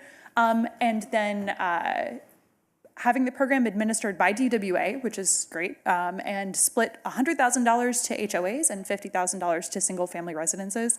This kind of tracks the size of those particular projects, but we'll talk about that a little bit more later as well. We're also proposing, and apologies, this isn't on this summary slide, that was my fault, a $5,000 per project cap for the city funding that would be awarded to each project. This is so that essentially, we may have some quite large projects, especially if we start talking about HOAs. There could be some very large square footage projects. We would like to see as many projects as possible supported by this initial allocation. So that's why we've proposed that $5,000 per project city incentive cap, but happy to discuss that if anyone has any questions. So just a little bit of background here. So we some of you may know, obviously before I was here, but the City of Palm Springs did offer a lawn buyback program independently of the Desert Water Agency from roughly 2011 to 2016. And roughly 110 projects were supported and $140,000 was expended over the total life of that project. The project was designed a little bit differently. There were some cash match requirements. It also was offered as an upfront grant, which is different from how DWA has structured their program as a sort of a back-end rebate, which you sort of get that money back afterwards. That allows them to do some verification, monitoring flow rates, and things like that. They prefer to do it that way. This fiscal year, as many of you may know, the cities of Rancho Mirage, Palm Desert, and Indian Wells are also offering matching rebates with their water districts. So that kind of spurred, I think, a lot of interest from the public and from residents in having us expand our own program this year. So for this fiscal year, we have identified $150,000 from the general fund, from the non-departmental fund that can be allocated toward this program. So this was kind of, seeing what we might be able to do based on current allocations to get a program like this off the ground. The Sustainability Commission also reviewed a few different incentive options. So mostly looking at whether we would want to match fully or do a $1 match, maybe a 50% match. Basically trying to incentivize as many projects to happen that may not have happened at all, given that we have this limited amount of funding. So, that's when you kind of think about a smaller versus a larger incentive. I believe the larger incentive was where the commission was leaning, because you're more likely to get those projects where people might not have even thought this was feasible for them, as opposed to maybe a $1 per square foot addition. You might still be having projects that would have happened otherwise, which is great, but we want to really kind of push people to consider projects that they might not have considered this year. Taking advantage of or responding appropriately to the drought conditions we continue to be in. And so like I mentioned, the commission recommended providing a full match to encourage those projects. We also wanted to look for visible projects. So, and I know the commission chair will talk about this a little bit more later, but really kind of understanding which projects are going to help residents continue to convey their commitment to reducing water use. So whether that's common spaces, large green areas, parts of the city that may not have done a lot of turf conversions. Some neighborhoods have done more than others, as you will see driving around. So really looking at that larger incentive to help kind of push more of those projects. So for consistency with other sustainability efforts, namely because artificial turf is derived from, it's a fossil fuel byproduct, unfortunately, the commission did recommend against projects that use turf or seeking to minimize the use of artificial turf in those projects. That's something we can talk about. I think it's also a little bit of an operational question with DWA. They do allow artificial turf to qualify for their rebates. So that would just kind of be a question that we would work out with their staff. If you wanted to come up with a different metric, what you wanted to say maybe no more than 15% artificial turf or something like that, we could always kind of think through that, but would have to verify with their staff that they could implement something like that with their resources, which we'd just have to work it out. And like we mentioned before, in order to maximize the number of projects that can be supported, we proposed a cap of around $5,000. Based on the project sizes that we see, the $5,000 cap shouldn't be an issue for most single-family or single-residence projects because those projects don't tend to get to that size that would hit that $5,000 cap. HOAs would limit some of the size of some of those projects, and so that is a consideration that we're happy to discuss. Implementation-wise, so we have been very fortunate that our colleagues at the Desert Water Agency have offered to administer the matching funding. They have requested that we give them a little bit of time to kind of get things in order to get ready to do that. So we've proposed a launch date of December 1st, just to kind of give everybody a minute to get the staffing in order, update the computer programming, et cetera. And then finally, just wanted to talk a little bit about some additional considerations and options, just to respond to some questions that we've received, and then also just some considerations both that we have for this year's program and then also for potential future programs. So like we mentioned, and like most of you probably can guess, we agree that this funding is going to go really quickly. We don't think it's going to last the entire fiscal year, but it will be popular and it will probably be taken up. Though we did estimate the funding size based on how much we'd expended in the past, but I think the conditions are different and the program design is different enough to where this is going to go pretty quickly. An expanded program this fiscal year could be possible if we looked at other sources of funding. So for example, other funding that the council allocated toward climate action, but that would take away from funding that we might use toward further city turf master planning efforts, for example, or fleet electrification. We would just kind of, I think, need to think about how we would want to allocate that remaining climate action funding for this year. So we're happy to talk about that. And then also a low income priority. So this is something we did talk about in the commission. We kind of tabled for this fiscal year, given the limited amount of funding and the desire to kind of just get something moving and then build out a further program for next fiscal year. However, in conversations with DWA staff over the last about 24 hours, they're also considering and have identified some additional funding there for a low-income program. And so they have proposed that we perhaps contribute some of our funding that we choose to allocate to a $4 per square foot match that they would also match. So low-income customers based on residents in a state-defined disadvantaged community under state environmental justice laws, and also meeting their current low-income assistance program. I want to say I'm blanking on the name of it, I apologize, but they do have a low-income bill assistance program currently. So if you lived in one of those geographic target areas and met the income qualifications, which I believe is around $58,000 a year, you could be eligible for that $8 per square foot rebate instead. So that's something that was not in front of the Sustainability Commission because it has come about in about the past 24 hours. So that's something we can also discuss so we can make some of those funds available as well. And I believe that is the end of my presentation. I will actually turn it over quickly to Chair Barrett so he can share some of those considerations from the commission, and then we're happy to discuss and answer any questions. Thank you, LP, and Don, welcome. Thank you, LP, and as if you didn't know, I'm Don Barrett, Chair of the Sustainability Commission. I had a set of notes, but LP has covered most of what I'm going to say, so I'm going to say the same things in a slightly slower version, and we're used to that. I'm a native Southerner. I can't hear that fast. And we'll just re-say them in different words. The commissioners were very pleased to be able to handle this issue, and to consider the various possibilities of turf conversion. By the way, DWA calls it grass removal. We call it turf conversion. So if you get confused about language, that's where that comes from. We basically took three angles in the whole process, the commissioners did. One was the expediency issue of trying to do something that could be implemented by DWA and put in process quickly and immediately. So that sort of overrode a lot of our other decisions about where to go with this. So that's the overriding issue. We did have a fair amount of concern about the extent to which the turf conversion projects would be something that could become a model for others in the city for how to do landscaping, for how to be concerned about water, all these other sorts of things. As I made a note in my notes here that I'm not looking at, cities around the world turn off fountains when they start having drought problems. And that's one way to think about the fact that if everyone sees lawns being watered, then we're going to have trouble getting people to not water their lawns. So we wanted to have a system whereby the citizens saw that water wasn't being wasted. And one way to do that is to focus on making sure that HOAs are well included in this process.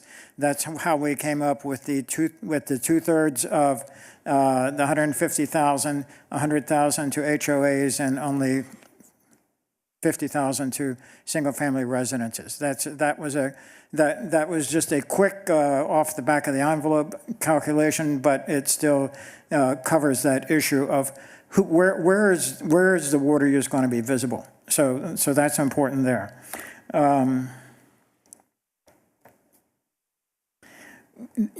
Clearly in the process of getting this implemented so that it could be handled quickly, we couldn't do anything like identifying HOAs that might be particularly visible and would be good examples. I would love that we could do that, but there's no way we could do that. So that was a question that came up to me, but we never could institute that. We just had to go with the issue that HOAs in general are more visible than single-family homes when they're doing water conservation, just because of their size. Okay, the other things that we were concerned about, we had a mixed bag of details that we were concerned about. We were concerned about artificial grass, which I'll talk about again in a minute. And we considered ways to find direct funding for lower, I'm sorry, direct is the wrong word. I don't know where I'm coming up with it. To provide funding for lower income applicants.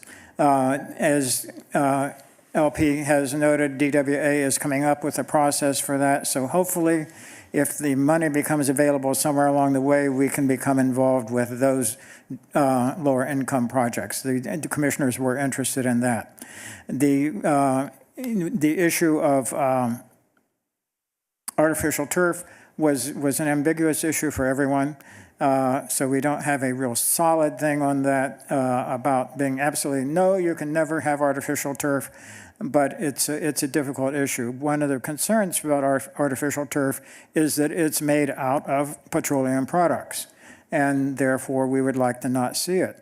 But we definitely understand that, there are situations where a little spot of green helps.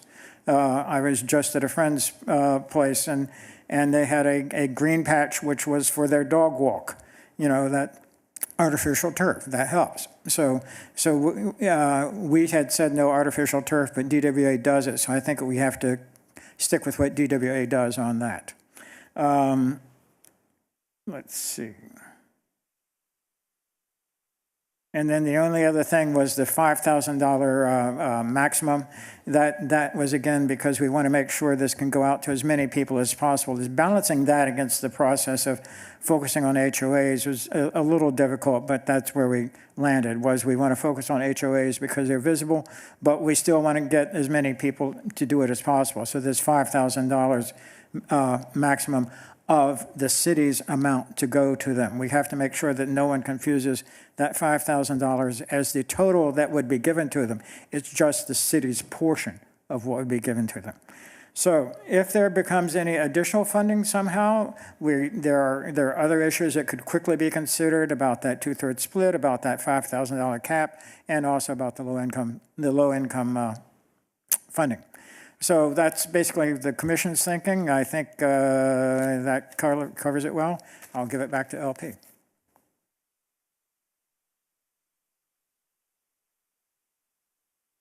Happy to take any questions you may have. All right. Are there questions for staff? Councilmember Corse.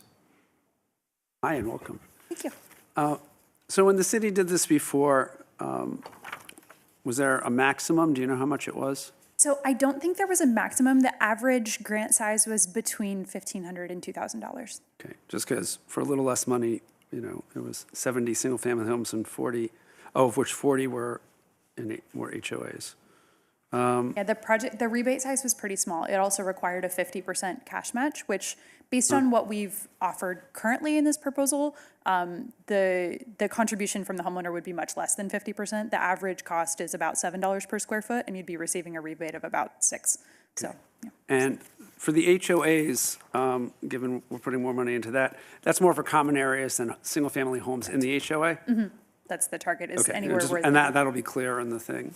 Yes. So given the limited money, and I'm open to more money, and maybe when we're doing the climate action council meeting, The study session. we can discuss that even more, and support and finding money from someplace if DWA is going to expand the amount for low-income customers. But also, given the limited money,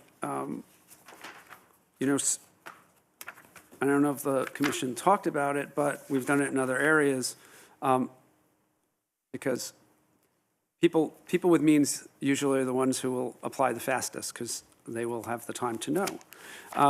And maybe making this first available to people who qualify for CARE-FARA, the energy low-income rates, because we know we're not having to do any work there. We know they qualify, and maybe having that be the first group who's eligible, because those are the folks who are going to have the toughest time doing this, often are going to have smaller amounts of space they're doing it. And I would hate that, we get 10 large single-family houses that take $5,000 each, and we're out of money so quickly. Sure. So that was just a thought I had to share with council. Other questions? Councilmember Holstitch. Thank you. Excellent presentation. Very well done. One of the best I've heard in this council chambers, so thank you. It's good to have you here. I just have a few questions on that point. So I agree about additional funding. It'd be great to be able to do that if we're able to. So would be interested if there's an allocation that staff recommends out of the general fund or the climate action fund. Agree and share the concerns about low-income residents and having like an equity component to this project. For the same reasons like you shared, I share the preference for a grant program as opposed to a rebate program. So I'm concerned about, and I understand it's DWA is administering this program, and so they're administering it as a rebate program, right? So they don't have capacity to do a grant program. But I would love to know, if DWA has data about the equity of their program and who it's going to, because we do want people of all income levels to be able to help us save the planet and save water. So the equity concerns, and maybe we can do that just through how we allocate the dollars, which you will come up with a policy about. That would be helpful. I was wondering if we should, if the 50,000 is enough for individual residences, or if it should be split more evenly. I just wanted your input about that. Obviously, we want to allow HOAs and we want to support bigger projects, but we also want to do it in an equitable way. So do you have any thoughts about those issues? Yeah, totally. Thank you for the question. So I'll work backwards. So I think in terms of the $50,000 allocation, because we anticipate that those will not hit that $5,000 cap in most cases, I think it's a good starting point based on the amount of money that we have available. I don't know that I would redo that split percentage based on what we're targeting with this program. I think if we had a larger amount of funding, that we might think about it differently. The one reason I might kind of think about that a little bit differently is based on how we might decide to stack funding for low-income a low-income match. So whether we wanted to match the sort of proposed DWA $4 per square foot, whether we might want to, I like the timing suggestion a lot. I think that's interesting, potentially making that available first. We could either use something like CareFera or DWA's existing program, which I think is pretty similar, and they would already have that qualification, which could help. But I can double check just on those, just to kind of see what that population Venn diagram looks like. And I don't have data on their equity tracking right now, but I can reach out for it. So I think that might be the only reason why we might switch it, but also based on DWA's data, I mean, we also see that some HOAs do have a higher concentration of low-income residents or residents on a fixed income, so that I think also fed into our recommendation to give them a slightly larger bucket, at least for this initial allocation. I share your concern about the upfront cost and the sort of tension between having a grant versus a rebate program. Like you said, I think for this initial program, mirroring DWA's program as much as possible would keep us in the rebate space. That's something that it might be interesting to think about. You know, maybe we tried this year doing the expanded rebate for low-income customers, and if we're still not seeing the uptake, maybe next year we think about offering our portion as an upfront, and then DWA's can come in on the back end. We could maybe play with that. I would say maybe next fiscal year would be how I might recommend it. Thank you, that's helpful. I agree. I had that thought as well, trying to do ours up front or something in the future, because so many people can't do that upfront cost, which is cost prohibitive. So I think that's an important solution to solve for. And then just explain to me, so, excuse me, the commission said little to no artificial turf. Excuse me. And then the staff report says projects using artificial turf would not receive the rebate funding. And then our chair explained what the DWA rules are. So this is my pet peeve. Sure. Artificial turf is terrible for the environment. It put microplastics back into our water supply and our land and all the bad things, and it's made out of petroleum. We should not use it as turf. Conversion. So can you just explain, will it be under the discretion of staff or DWA staff? How will that work for projects that are including artificial turf? Sure. Thank you for the question. So I think that I would say is a little bit up to the council's recommendation. I think what we put forward is the more streamlined version, because DWA essentially would kind of work through and they sort of pre-approve projects, and then when you receive the rebate, they do kind of a back-end evaluation to just kind of make sure that you're within the flow rate requirements, that you've got the kind of, you know, they don't want you to just kind of rip everything out and just leave bare dirt, so they go back in and verify. And so they would, at that point, verify whether a project had used turf or not, to avoid kind of having to do turf math in the field. The most straightforward recommendation is to not allow projects using turf to receive the city rebate funding if we want to minimize turf in those projects. I think we could potentially figure out a middle ground. It would be an operational consideration we'd have to work out with DWA. So I'm not totally sure exactly how we would do that, but if that were the council's decision, we could probably figure something out. Thank you. I would support projects to not include any artificial turf or, yeah, thanks. Thank you. Other questions? I've got a couple of questions then. Flynn, do we have any prohibition on the use of artificial turf in the planning department or on projects that come forward to us? I don't believe that we do. Okay, thank you. Would this apply to projects that are currently in process but have not yet been completed? That's a great question. So I think operationally speaking, the easiest way to do that would be to sort of set a date after which new projects would be considered. If we wanted to retroactively set a date, I know there have been a lot of projects that people have put in the queue this fall just because they're interested and they know they want to be water smart, et cetera. I don't have data on how many projects have been entered, for example, like between the time that we said we would start considering this and now. I know DWA had about 40 projects in the queue as of late September. So that, if we look at how much funding we have available, that could take a lot of our funding that we have available, which is, I think, is a decision for the council. I think it's a fairness issue. Those projects that are currently in process are ones that should be eligible to be considered.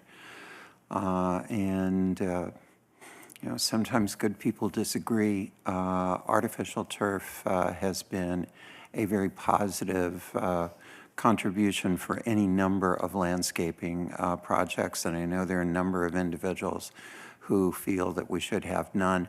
That should be a policy question that we debate as to whether or not we are or not. I don't think we should use the rebate program as a opportunity to define it, and I'm very concerned about our ability to manage and monitor through the rebate program something that would not allow artificial turf even to be used in a minimal fashion. Other comments? Well, I guess this is a question and a comment now that I think about it. What is our ability to put more money into this? Because I think that there's clearly interest from the council. I would like to see us put in, if DWA is doing this low-income priority, I'd like to see us match. Does that mean we can add another 50,000 to that? I mean, I appreciate that we want to look at this again and continue to do this project in the future, but I do know that it's extremely popular, and I would hate to see us be too limiting right now if there is an ability for us to add some additional dollars. Sure. And so this is also where I'm a new person. I don't want to run afoul of any process. So I'm happy to defer to the interim city manager at any time. My understanding is that we do have some climate action funding available of, I think, around $1 million that was allocated by the council. That if we wanted to set some subset of that, I would like $50,000, I think would be a fair and relatively easy amount to do. I think if we were talking about the whole amount, it might be a slightly different question. But perhaps I'll defer to the interim city manager. That is correct. So, but that also includes other initiatives that I know you're going to talk about on December 5th, but Correct. 50,000 does seem like a very reasonable amount that we could accommodate. Oh, now I want more.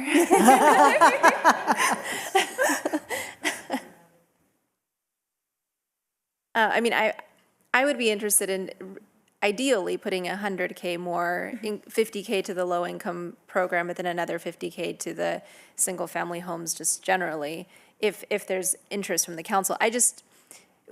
We were flooded with emails from different people, like individual emails from people who are really looking forward to this. I just think it's going to go really fast.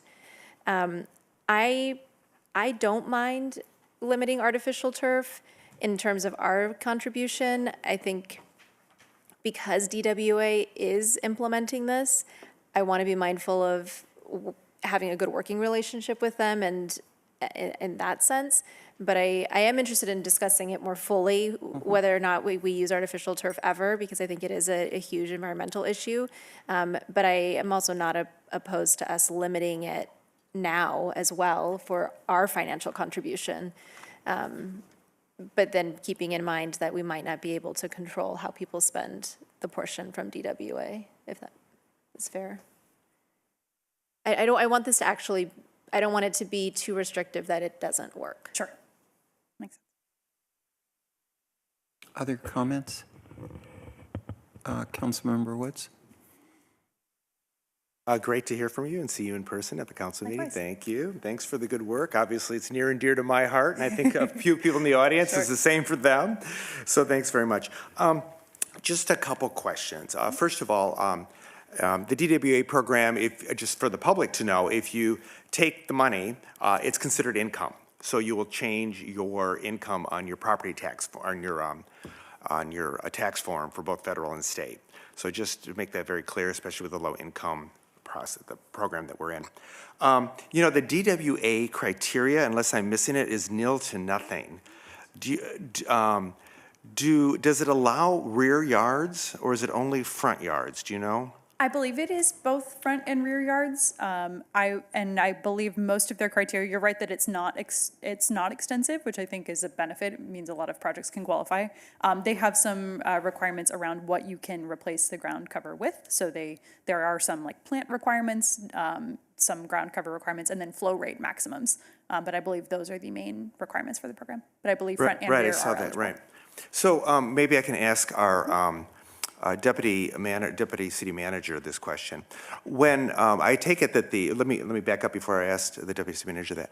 So when DWA approves these, you submit plans and they have landscapers that are approved, right? Do they have a plant palette that you have to use? I didn't see it on their website. I don't think they do. They don't have any like native planting requirements or anything of that nature.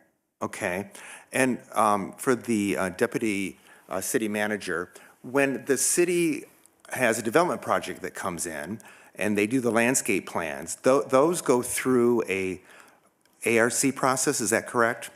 Yes, they do. For new projects, that does go through the Architectural Review Committee.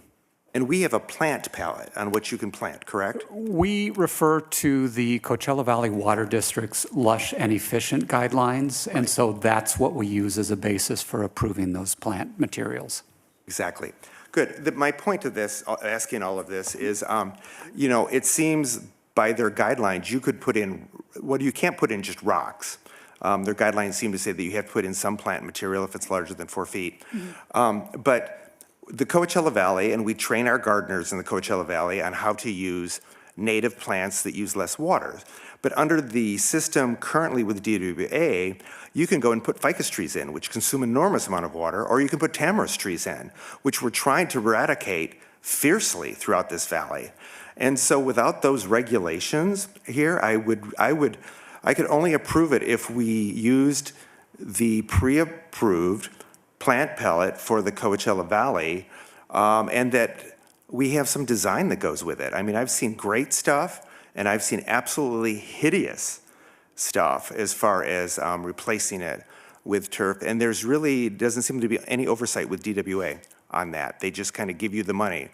But because the city has a process already to look at design, to look at plant palette, I would think any money that we were spend should follow what the city currently is doing with every other project.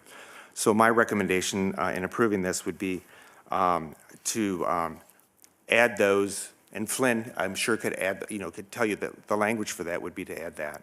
So if there are any other questions, thank you. You know, I think a recommendation, training, I've been involved working through the Horticulture Society here and actually chaired that group for a couple of years. We've done an incredible amount of work in educating the public on desertscape that works and that is efficient. And what we have seen is the public has embraced this, and we are seeing people moving to this. I'm not sure that at this stage we need to add the administrative complexity of taking and telling people what you must do, as opposed to providing some resources to make it easy for people to choose. And anyone who's going through this program's already made a very affirmative decision that they want to move away from turf.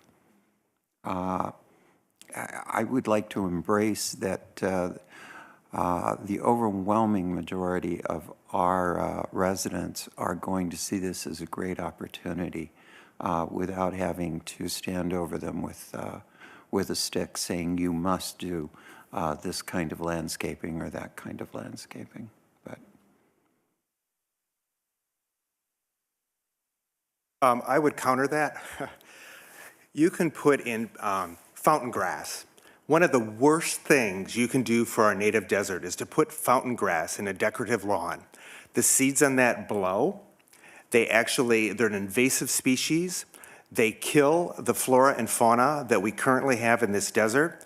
It's one of the worst things we can do. Tamarisk, as I mentioned, is another horrible thing. And quite frankly, we spend as a city through Coachella Valley Mountains Conservancy, the CVCC and others, a tremendous amount of money to remove those invasive species from our desert. So if we plant those type of species in our front yards and it blows to the desert, we have a problem. It could be just as simple as the plant palette has to meet the Coachella Valley's, Flynn, what is the exact title of it? Lush and efficient guidelines. Lush and efficient guidelines, and that's all it is, right? Lush. There you go. So, you know, I think it's very simple. I don't think it's burdensome. I think it's an educational thing. Almost every gardener that I'm sure DWA has approved has gone through the program that's offered in the valley.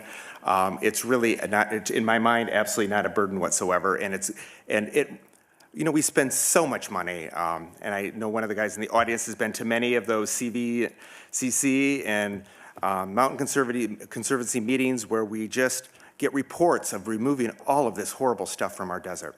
So I just think we should use the plant pellet that's pre-approved.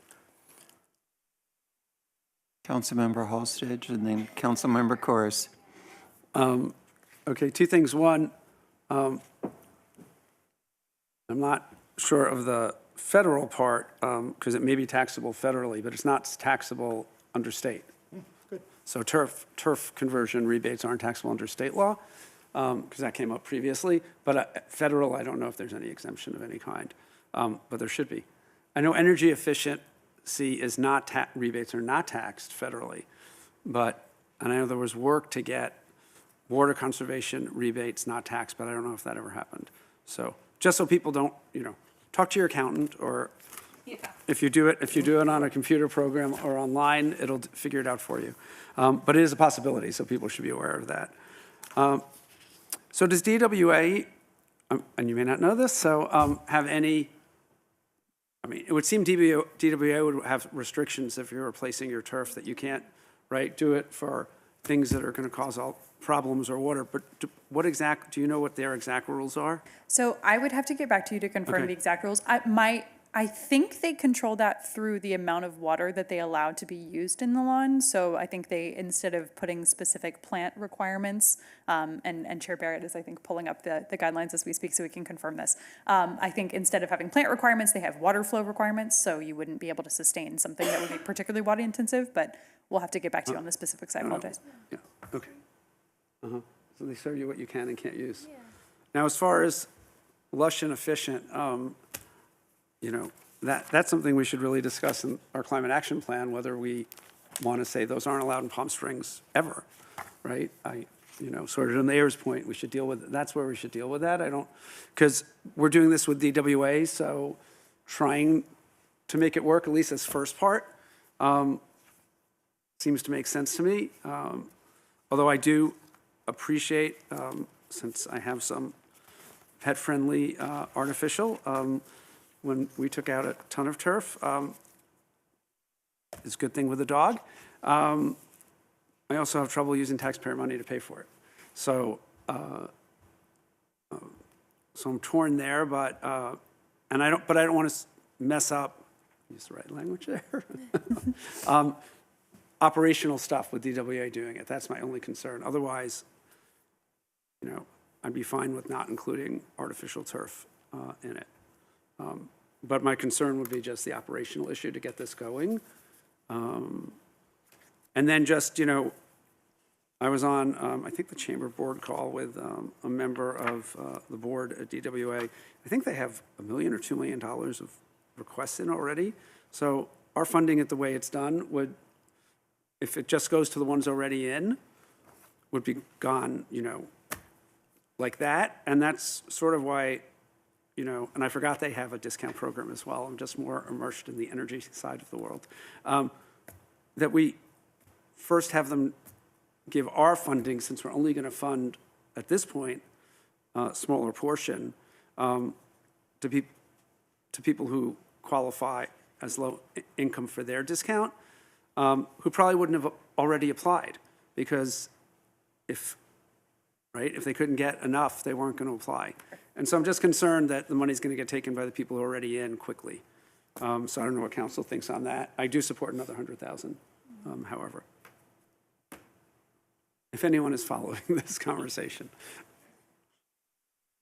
Councilmember Halsted. Thank you, Madam Mayor. So did you contact or have conversations with DWA, or you understand what their capacity is to administer the Sustainability Commission's recommendations? Yes, so in conversations with DWA, they have agreed that this would be feasible, especially at the scale that we're recommending, because it's not that many additional projects probably, but they would be able to handle that amount of additional projects. We also discussed how they would handle if we wanted to put forth a turf limitation, which is sort of how we ended up at the kind of no turf versus some turf conversation. Just, the more straightforward, the better. We've also discussed how we might implement, if we were to do match their low income program, we would handle it in much the same way. just if we can mirror the program that they're designing as closely as possible, which would be based on their existing program and those geographic considerations. I believe they are focusing the low-income program on single-family homes, but I think that is still potentially in design, so I wouldn't want to speak for them on that. We could always bring that detail back once that's solidified. Thank you. So I'd like to make a motion if I can, while I have you. So I'd like to make a motion to approve an appropriation of $250,000 from the Sustainability Fund and/or General Fund up to the discretion of the city manager to provide a match for DWA's rebate. I would love your input about what that extra $100,000 should go to. I'd like some of it to be reserved for the low-income match. So I think you said $50,000 for the low-income match. Is that the right amount? And then the rest can go to the general program? Or do you have a different recommendation than that? Sorry to ask you questions during my motion. No, that's a good question. I don't know that I have a strong opinion on that matter. I mean, I think we could theoretically, if we wanted to dedicate the entire $100,000 to it, we could. But I think any money that we dedicate is going to help us kind of reach that customer base better. So Thanks. So include $50,000 to the low-income match and the rest to the program as designed by staff. I am going to make a motion to approve the sustainability's recommendation that we have projects that have no to little artificial turf. I hear you, Madam Mayor, but to subsidize conversion, to pay city dollars to use it for chemicals that we know include forever chemicals that are truly polluting our environment forever, cannot support putting taxpayer dollars or subsidizing. So approves Sustainability Commission's recommendations. Are there any other matters that you needed to be included in the motion? I don't believe so, if you all are okay with the $5,000 per project cap. Input on that? Yeah. I would second it with a friendly amendment. Yes. Just to say that we have to use the Coachella Valley plant palette, which is already established. Have we talked to DWA about administering that? I have not raised the specific matter of the plant palette. I can do that. I apologize. That's something that may be addressed in some way in their guidelines, and I just don't know. But I have not had that specific conversation with them yet. So respectfully, I will decline your friendly amendment and ask for a second for the original motion. But I would love to see us bring back a policy about actually how to approve turf and how to, prioritize turf that's good for the environment. Completely agree with your points. Cannot support it without knowing if it's able to be administered by DWA since it's not our program. Well, there could be, again, if I can be so friendly, maybe we can approve it that way. And if there's a problem with it, if there's a problem with administering it with DWA, which, we can give staff the authority to adjust it. But it would be the first thing out the gate to ask for and not have to bring it back to us. It depends on the rest of council, so looking at the others. So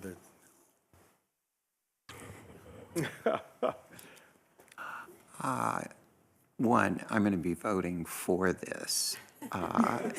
There's too much good that is being done here.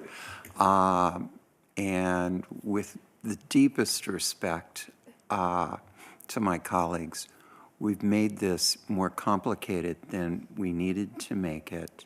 And rather than encouraging people to do the right thing, we're trying to tell them what they have to do. And I don't think we need to go that far, but,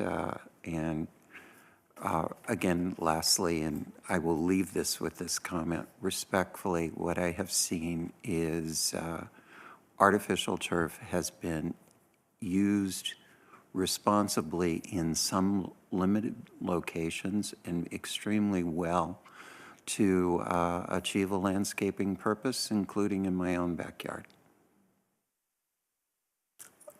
Can I clarify the motion? Just so that I'm clear too in motion. But you said not eliminate it, but minimize it. Is that correct? I think the recommendation from commission was little to no. So understanding that some people need a pet location, I've used that too. Other minimal uses, but not knowing that we're not incentivizing the conversion of turf to plastic and petroleum and forever chemicals. It'd be up to staff to administer that. But there's a first and a second, I think. So we're on little to no on the turf, is that where we are? And I would say using the Coachella Valley thing if DWA is using it. If they're not using it, I think it gets too cumbersome. Or implement, if they can Right. implement it. Well, I don't want to add more work to this. They do have their water Right. guidelines. And so I don't think that there's any way that they would approve something that required an excessive amount of water, because that's the point, is to decrease the amount of water use, and they're very conscious of that, and it's on their website. So I don't think that we need to add that additional thing, because it's naturally going to lend itself to being those types of plants. Yeah, I agree. I don't think we need to add it, but I agree. it would be good, maybe just, if we can get an email, just, are they doing that or not? And then we can talk to their board about maybe thinking about doing that for the next round. Agree. So respectfully decline the friendly amendment and have the motion as motion. originally proposed, seconded. We have some turf. Any other discussion on this? I'm happy to support it as long as they ask DWA that answer. But I love the passion that we all bring to minimizing turf and converting our turf. Thank you for all of your work. Really important program. So I think we do have a motion and a second, so roll call? Councilmember Hostage? Yes. Councilmember Woods? Yes. I'm sorry, that should have been Councilmember Coors. Okay, yes. I'm sorry, I don't know why I keep missing. Councilmember Woods? Yes. Mayor Pro Tem Garner? Yes. Mayor Middleton? Aye. 5 ayes, 0 noes, motion passes. Thank you. Thank you. Thank you all. The commissioners approached this with the notion that this was the first year and let's get it out of the way, and we'll do something different next year. Thank you. Thank you for your work. Thank you for your work. And perhaps you can discuss other cities like Boston, Sacramento, so many more banning artificial turf. All right. Since we're just doing whatever we want here, we're just asking. Thank you. So we've got one agenda item left, but is there a desire to take a break before we go into that one? I see one head shaking yes, and that should be enough for us. So one's enough. Can we please keep this short and 10 minutes and be back at 8:20?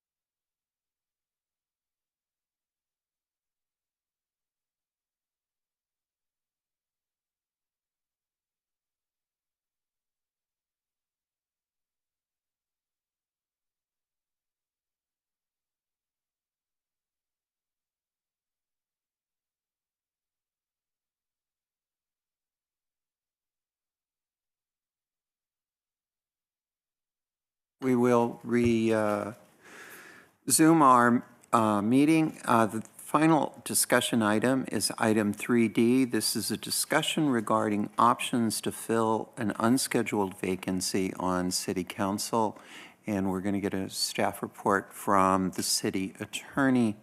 And just one clarification, Mr. Ballinger, it's my understanding that since we do not now have a vacancy, there's no direction that council can give to staff this evening. We may all ask questions and provide commentary, but we cannot give direction. Is that correct? You're absolutely correct, Mayor. The purpose of this agenda item really was just for information's sake, so that the public can start seeing what the options are, but we don't need to get any specific direction and certainly not any action tonight. All right, thank you. And again, very important for the public to understand and know what all the options are. So, Mr. Ballinger, please. Yes, thank you, Mayor and members of the City Council. As the public is aware, there is an election coming up here on November 8th, and one of our council members, Councilmember Holstage, is a candidate for Assembly.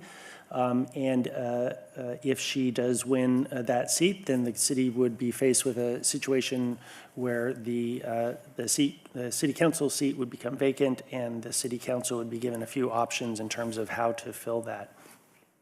As a charter city, Palm Springs enjoys the ability to have what's considered plenary or complete authority over how to deal with its officers and elected officials and how those seats are filled, as well as elections for those seats. Our charter does address how vacancies on the City Council are to be filled, and the charter provides the City Council with two options to fill a vacancy on the City Council. The first is by appointment by the remaining City Council members, and the second is by calling a special election. In addition, the charter also specifies, which is somewhat unique to Palm Springs, not all charter cities have it, that if a special election is called, the City Council has the option to fill the seat on an interim basis pending that special election. The appointment needs to be made within 45 days after the vacancy. Under the California Constitution, assuming Councilmember Holstage is elected to the Assembly, she would take office on December 5th. So that's the latest that the seat could become vacant. Other options include Councilmember Holstage filing a written notice with the city clerk earlier than that date, should she wish to do that, which would create a vacancy before December 5th, in which case that 45-day time period would start running when the vacancy is effective. The question has been raised as to who can participate in the decision to call the election versus making an appointment. That initial decision can be made by the current council, as well as if the council wishes to defer it, it could also be made by the future council after the municipal election, again, as long as it's within that 45-day time period called for in the city's charter. It also, should the current council wish to make that initial decision as to whether to call an election or bring forward an appointment, it could also include Councilmember Holstage should she wish to participate in that initial decision. However, our charter does provide that the ultimate decision as to who to appoint, should the council choose that option, that ultimate decision needs to be made by the remaining council members, not Councilmember Holstage. And then finally, under our charter, the person who is elected or appointed would serve the remaining unexpired term of that council office. So those are the general parameters under our charter, and I'm certainly available to answer any questions should the council have any. Are there questions for the city attorney? Councilmember Course. Thank you. That all made sense to me, although I'm confused on one point, which some may already understand. So if Councilmember Holstage submits a letter that she's resigning effective a date in the future, that creates a vacancy under the charter, so she can be part of that deliberation. Correct. Okay. So I just want to we- make sure that was clear. Correct. That would be the situation where she would actually participate in that initial decision. Got it. Okay. Thank you. Councilmember Halsted. Thank you. And just to be clear, could you just describe for the public how and why this item came forward, since we got a public comment about it? And then could you also explain if and how I'm able to participate in this discussion tonight? Absolutely. The thought was by city staff in consultation with the mayor that we wanted to make sure that the public is aware of this potential issue and to involve the public. We're a very engaged community, and we didn't want anybody in the community to think that we were delaying this discussion for any reason. So that's how this item came about. In answer to your second question, it's my legal opinion that you can participate in this decision. It doesn't affect any financial interest of yours. And as I mentioned, I believe under our charter, you can participate in any and all of the discussions or actions up until that point where the council decides to make the appointment. It's only that ultimate final decision on an appointment that you would not be able to participate in. And if I could make a comment, since there was one, it's very important that the public understand what the process is. And the only reason that this is before us tonight is to make sure that the public is fully understanding. I've received numerous comments and questions from any number of individuals. And in light of what the city attorney has provided us, many, many, many people who are generally well-informed are misunderstanding what the actual processes are, and it is very important that people do understand those. We are not doing this for any reason to assume what a vote is going to be or not going to be. Are there any other questions for staff? Did a magnificent job, Jeff. Are there any comments that anyone would like to make?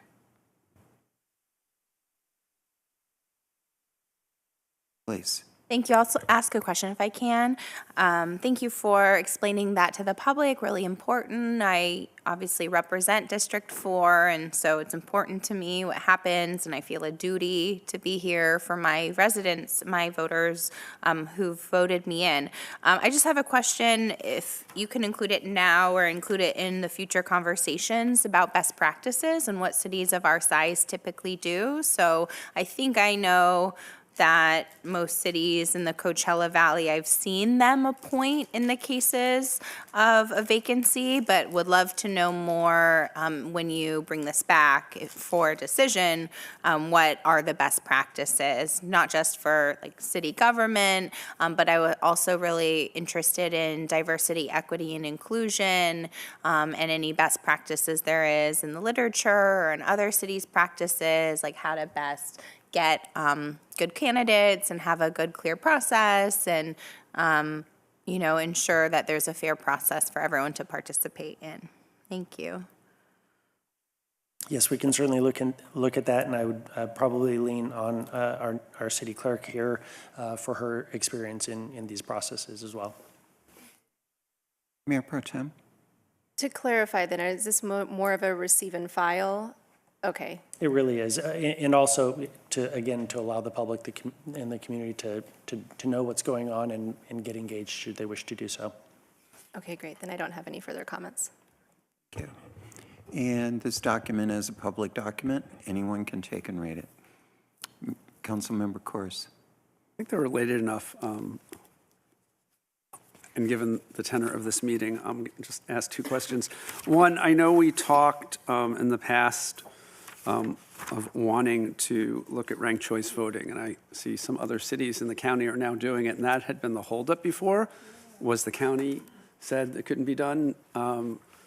So it might be worth looking into, and whether or not well, obviously, if we appoint, it won't apply here, but if we'd want to do it if we do a special election, and it might also be an opportunity just when we bring it back to discuss, do we want to, since it would be a limited amount of time for a special election and just one district, look at potential public financing of that election. So I'd like to have that as part of our discussion when that comes back, because if we go that route, it may be a perfect opportunity in this kind of situation to try one or both of those things. And how feasible that would be in that time period. We can certainly bring it back. I suspect the timing will probably be one of the more significant issues there, but we can certainly bring that back. Thank you. Any other comments from? I have another question if I can. Thank you on that flag for that. But I would love information on that as well, since, yeah, interesting that we had tried to pursue ranked choice voting and we were told we couldn't, and then Palm Desert is actually able to do it now with the county. So great to update that information. Just for the public, there's information about the cost of a special election. So could you, I know we'll get that question, could you just detail that for the public? Yes, and I might turn that over to Ms. Bree, because I believe she's been in communication with the county and may have some information. So we did send a email to Riverside County and asked them what a special election would cost us. And we also researched our files as to past situations that we've had in the event, and we just came up with a range. So with the range that we've done in the past, a special election for one district, we anticipate that it would probably cost us somewhere between $20,000 to $35,000 for Thank you. one So the district. staff report says 35 to 90,000. I think So- she went to the extreme. With one district, you know, I think she did the extreme when we did the range. It was for an election, you know, Thank so, you. yeah. Thank you. That's the clarity. Thank you. And one follow-up on that point, if you speak to the county before this comes back, what one district all-mail election would cost would be helpful as well versus mail and in person. Okay. Thank you. Thank you. And one other thing, if I can ask for it. So on the last page for the public, item 3D, page 8, it says Exhibit A, possible special election date scenarios. Thank you to the city attorney's office for compiling this.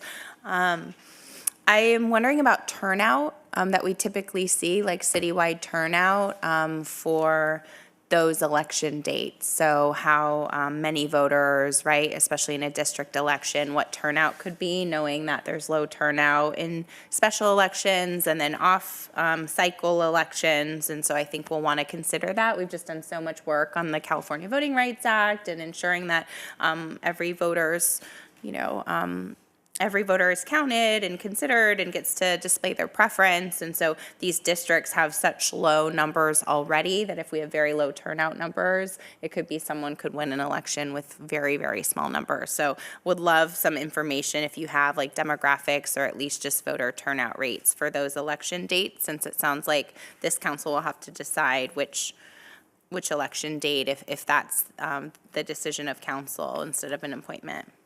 Thank you. Mayor Pro Tem? Is it possible that we're going to need a special meeting in order to resolve this issue? Not necessarily. We've got a meeting coming up toward the end of November. We have one on November 10th. We've got one at the end of November. I believe it's the 28th. We have another one on December 5th. So we've got 3 meetings technically after the election. So I think things could congeal during those 3 meetings.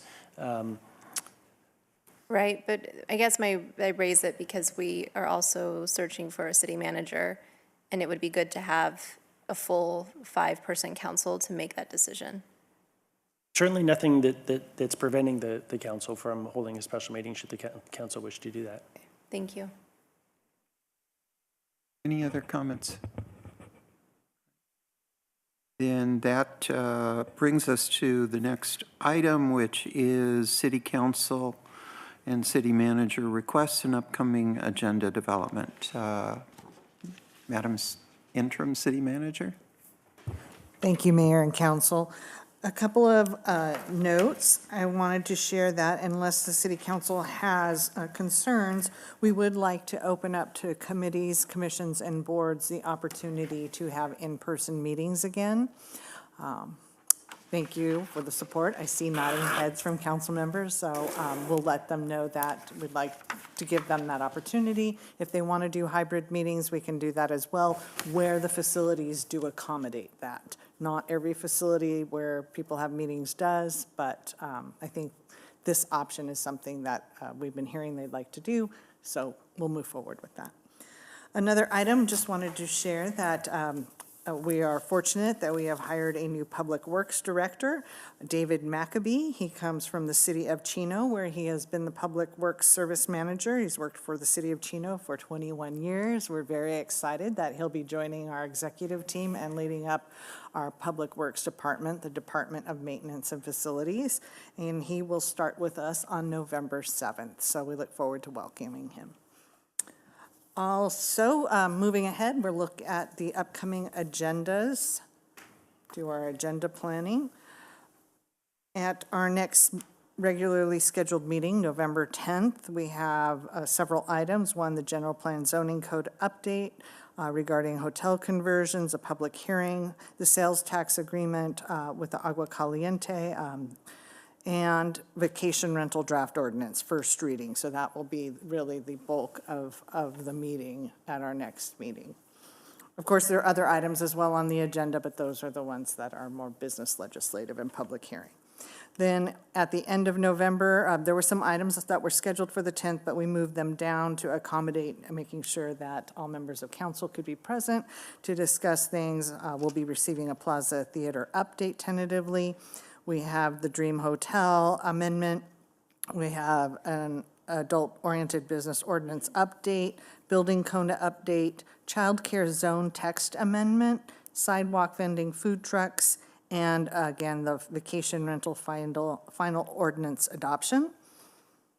And then moving to December 5th, that was scheduled to be a study session, but I think we should, we'd like to go ahead and make that a regularly scheduled meeting to include the climate action plan update and discussion.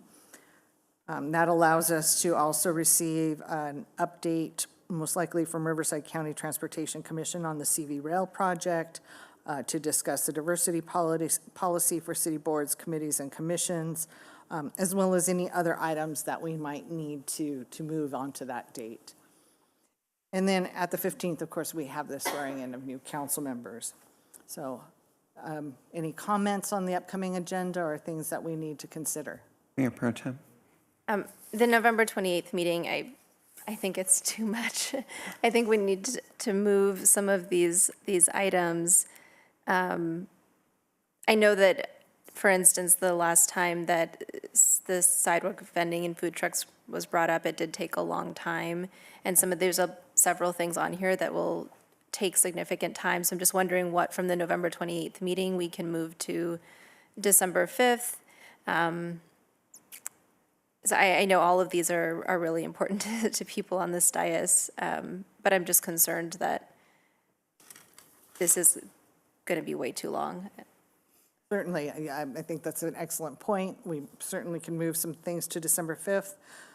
The sidewalk food vending, that might be one. The adult-oriented business ordinance, another.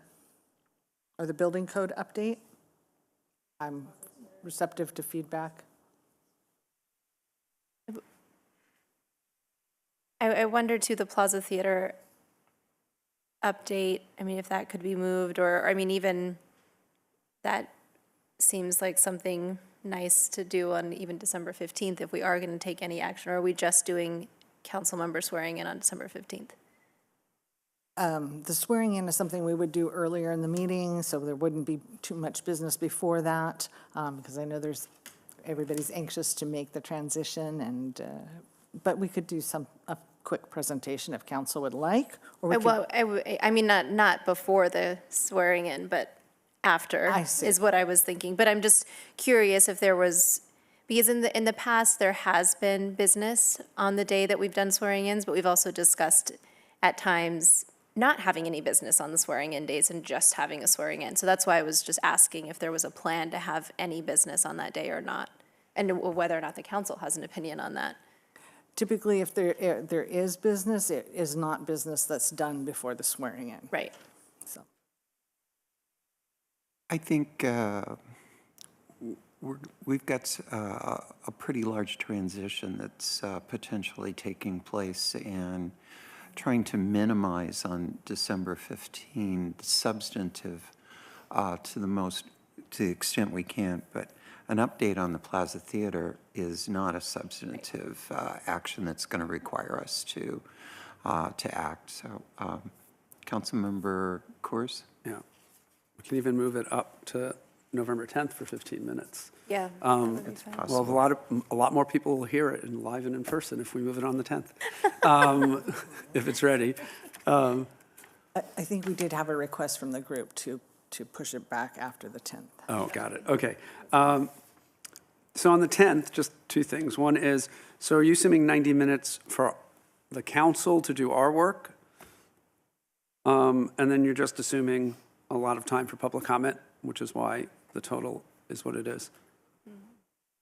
Right, so that's, we have 2.5 hours between the three items. I think the 90 minutes was an estimate to include, we may need to up that with public comment. Yeah, So- I mean, I'm assuming that's without public comment, max. Max. Agreed, okay. Right, yeah, okay. And then I have one request.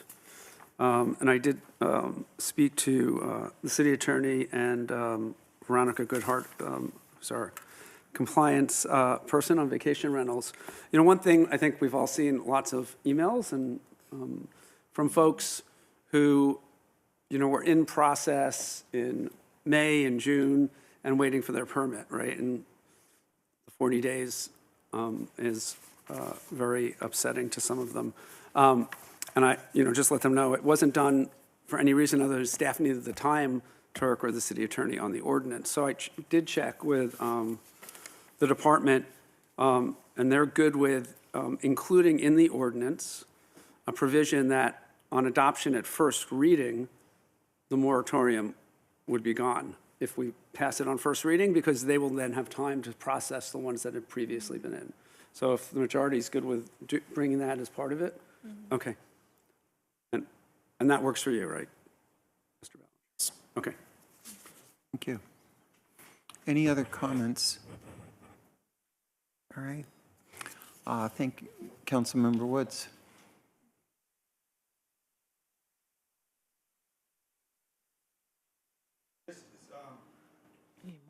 Your microphones. No, Yeah, there thanks, you go. thanks. On the diversity policy for commission and boards, I know our city clerk is new, but are we going to have statistics? We were going to try and keep some statistics when we first did that with those. I don't know if we ever did the statistics. I think the statistics were two parts. We moved the meetings to the evening to try and get more participation and maybe a diverse, more diversity, because people who work or have children or whatever would have more time. I don't know if that's happened or not. It would be interesting to find out. So I would like to see part of that as part of it, if moving the meetings actually helped or not, or what suggestions could help if we need to have that. And then I had asked last time when we did blue zones and all that for the bus stops, and that's not on here. So I think the bus stops. And the other thing, and it may not be this council, but the other thing that we talked about last time was standardizing kind of, or looking at what we charge for all the city facilities, and maybe that we push to the next council, unless this council wants to tackle that. I don't know. So. Standardizing it. Okay.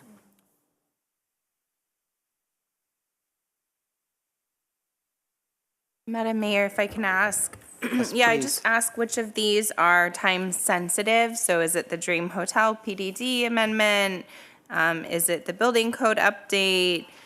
Some of these, you know, items I've been personally involved with, which is why I think it's a long list, because if I win my election, I will be gone on November 10th, and then I will be sworn in on December 5th. So unfortunately, those are really bad days that we have, and they're odd days. They're not our typical council meetings, which is so sad, because December 5th is Climate Action Plan and Diversity for City Boards, which I also asked for, and have been really vocal on. So A childcare zone text amendment, something I've asked for. Sidewalk vending, food trucks is something I've asked for, but is going to take a long time of community outreach. Adult-oriented businesses ordinance update is something that I've worked on. So those are the items that I would like to participate in if I can, knowing that obviously capacity and time of meetings is limited. Thank you. Agree with that, because something like sidewalk vending, I don't know if this is a rush for that or not, but that could probably be changed unless you have an interest in that. Yeah, I had asked for it because state law has changed with sidewalk vending and allowing a lot of sidewalk vending. And so I had raised the issue of our city currently allows like a taco cart on the side of the street, but it doesn't allow a food truck. And so the law changed, so it sort of became inconsistent with and leading to some of those absurd results. And so I had asked the city attorney and city manager if that made sense to have council at least consider if we wanted to amend or change any of that. And that came to council, right? And then we just need council's full input about whether they want to move forward on that or not. So I think it was a smaller issue of can we make our codes consistent with the change in state law? And that's why it was a smaller item, but I defer to the city manager. Councilmember Coors? Yeah, I mean, on that one, obviously, you know, some cities have passed laws to try and implement the sidewalk vendors because we have a situation on Arenas where someone's with an open flame and smoke going into restaurants and bars.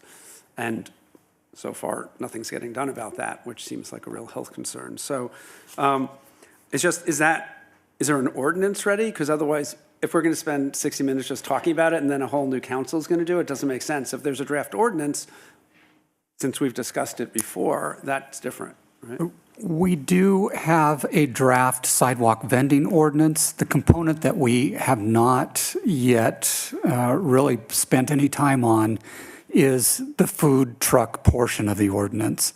That one we need a little bit of time, and so for that reason, we've got it scheduled for November the 28th. And you think you can have an ordinance by then? I think we can, yes. I mean, I think if you can, since we've talked about all this, I think it makes sense for us to finish it. It may be a late meeting.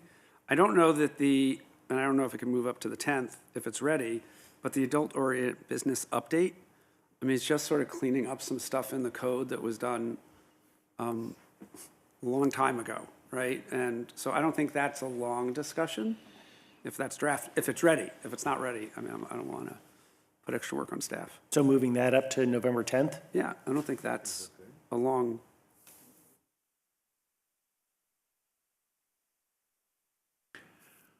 Just to clarify, would that be an ordinance or just proposed changes? Yeah, I thought it was going to be, we were going to update the ordinance to take out the certain restrictions that were put in several decades ago. So I would view it, just to piggyback on, I would view it like when you come up with you do the zoning code update or something of that nature, it's an update to get rid of kind of right to the code type of thing, and you redline it or whatever you need to do, so. Yeah. Yes, we could bring that forward on the 10th as an update. I think if you can, great, and if things happen unexpectedly with how things happen in the city, and work, so, but if you could, I don't think it was a lot. It was just a small, taking out some restrictions that were added. Just offer the opinion that the vacation rental debate has generally run in hours, and public comment on that has generally run in hours. Perhaps that will change on November 10, but we're betting against the odds. But one thought is if we bring it, since vacation rentals is not new business, right? So that would come first, and if updating on adult-oriented businesses is last and it's late and we don't want to do it, we'll kick it to the next meeting. But let's at least have the option if all goes different than what we're thinking on the 10th. as far as how much time. It's a good plan. Councilmember Woods. Is there a need, a timing need to have the building code update first reading on the 28th? Just if we're trying to find time, I'm just wondering how important that is for the 28th. They're talking behind there. So. It's not absolutely necessary. It's better to get it in place earlier rather than later. But we have a little bit of time in terms of leeway after the new year before the state law kicks in if we don't adopt one. Oh, I was just thinking in relationship to Councilmember Holstage's point that she would like to take the 2 points on December 5th and possibly move them up, that if that's only a couple of weeks to move it from November 28th to December 5th, to swap them. I was just wondering if that's possible or,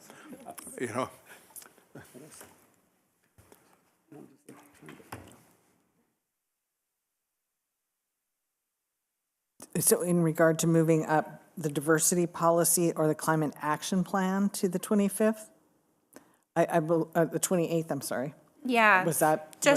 I mean, I would love to do the climate action plan. I've given a lot of input on that, but diversity policy at least. And then that's why I asked Dream Hotel PDD, building code update, Plaza Theater. Move down. And then vacation rental final ordinance, I'm recused anyway. I know that the climate action plan, they have been working towards that date of 12/5, and it's a big item. So I think we, thank you. The diversity, I defer to the city attorney and our city clerk on the. You can take our feedback, I think, we can take our feedback and then use staff's discretion to Thank you. organize a schedule based on Thank you, Council. direction. Thank you. Okay, I appreciate the suggestions. Councilmember Woods? No, not that. I just going to say bus stops and if we decide to do the contract. Are there any other comments? Yeah. No comments for me, though. Any other questions, comments?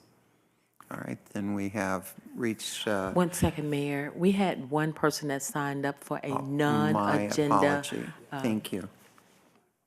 And it is 9 o'clock. It's going to be Brad Anderson signed up for a non-agenda public comment.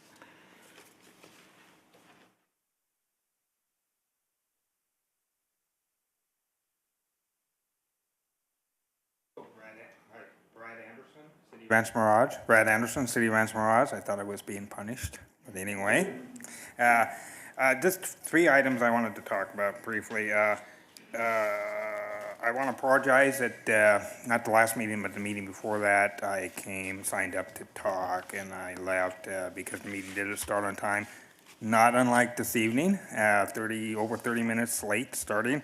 And I just assuming you partaked in the catered food. I don't know why it was late, but hopefully in the future, if you manage your time better, I can manage my time better. And just years ago, I started coming to this city council to warn you more or less about mosquitoes or vectors in the valley and how the vector district, under my opinion, we're doing a very good job. And that was noticed tonight, those mosquitoes outside here, I noticed, and I tracked it to the catch basin right across the street here. Tourists coming into town, should it be swarmed by mosquitoes? So that's something you should be more concerned about than maybe you are now. But anyway, I'm just scolding you, I guess. But I wanted to speak about, I've spoken to this council before concerning public comment, not just how your city arranges, but you exported that to other agencies or government agencies. CVAG, Coachella Valley Association of Governments, is one, and I know the current person that's running for office spoke that she denied any involvement with that, but I would have spoke on it if I didn't know for a fact that it was exported to CVAG from this city. And I would clearly give you the information that I have from CVAG to those facts. And you also mentioned that I should talk to the city attorney. That shouldn't be an issue when people speak at these things to be challenged by a city attorney. So thank you. And thank you. Madam Clerk, are there any other public comments? No further comments. All right. Then we've reached just after 9 o'clock. It's time to adjourn. The next regular city council meeting will be on November 10, 2022, beginning at 5:30, if at all possible, but we will have closed session before then, and our closed sessions do not always end on time. Between now and the next time we meet, there will be an election, and I encourage everyone on behalf of my colleagues who has not yet voted, please vote. It's fundamental to our democracy. Please be safe out there. We are adjourned.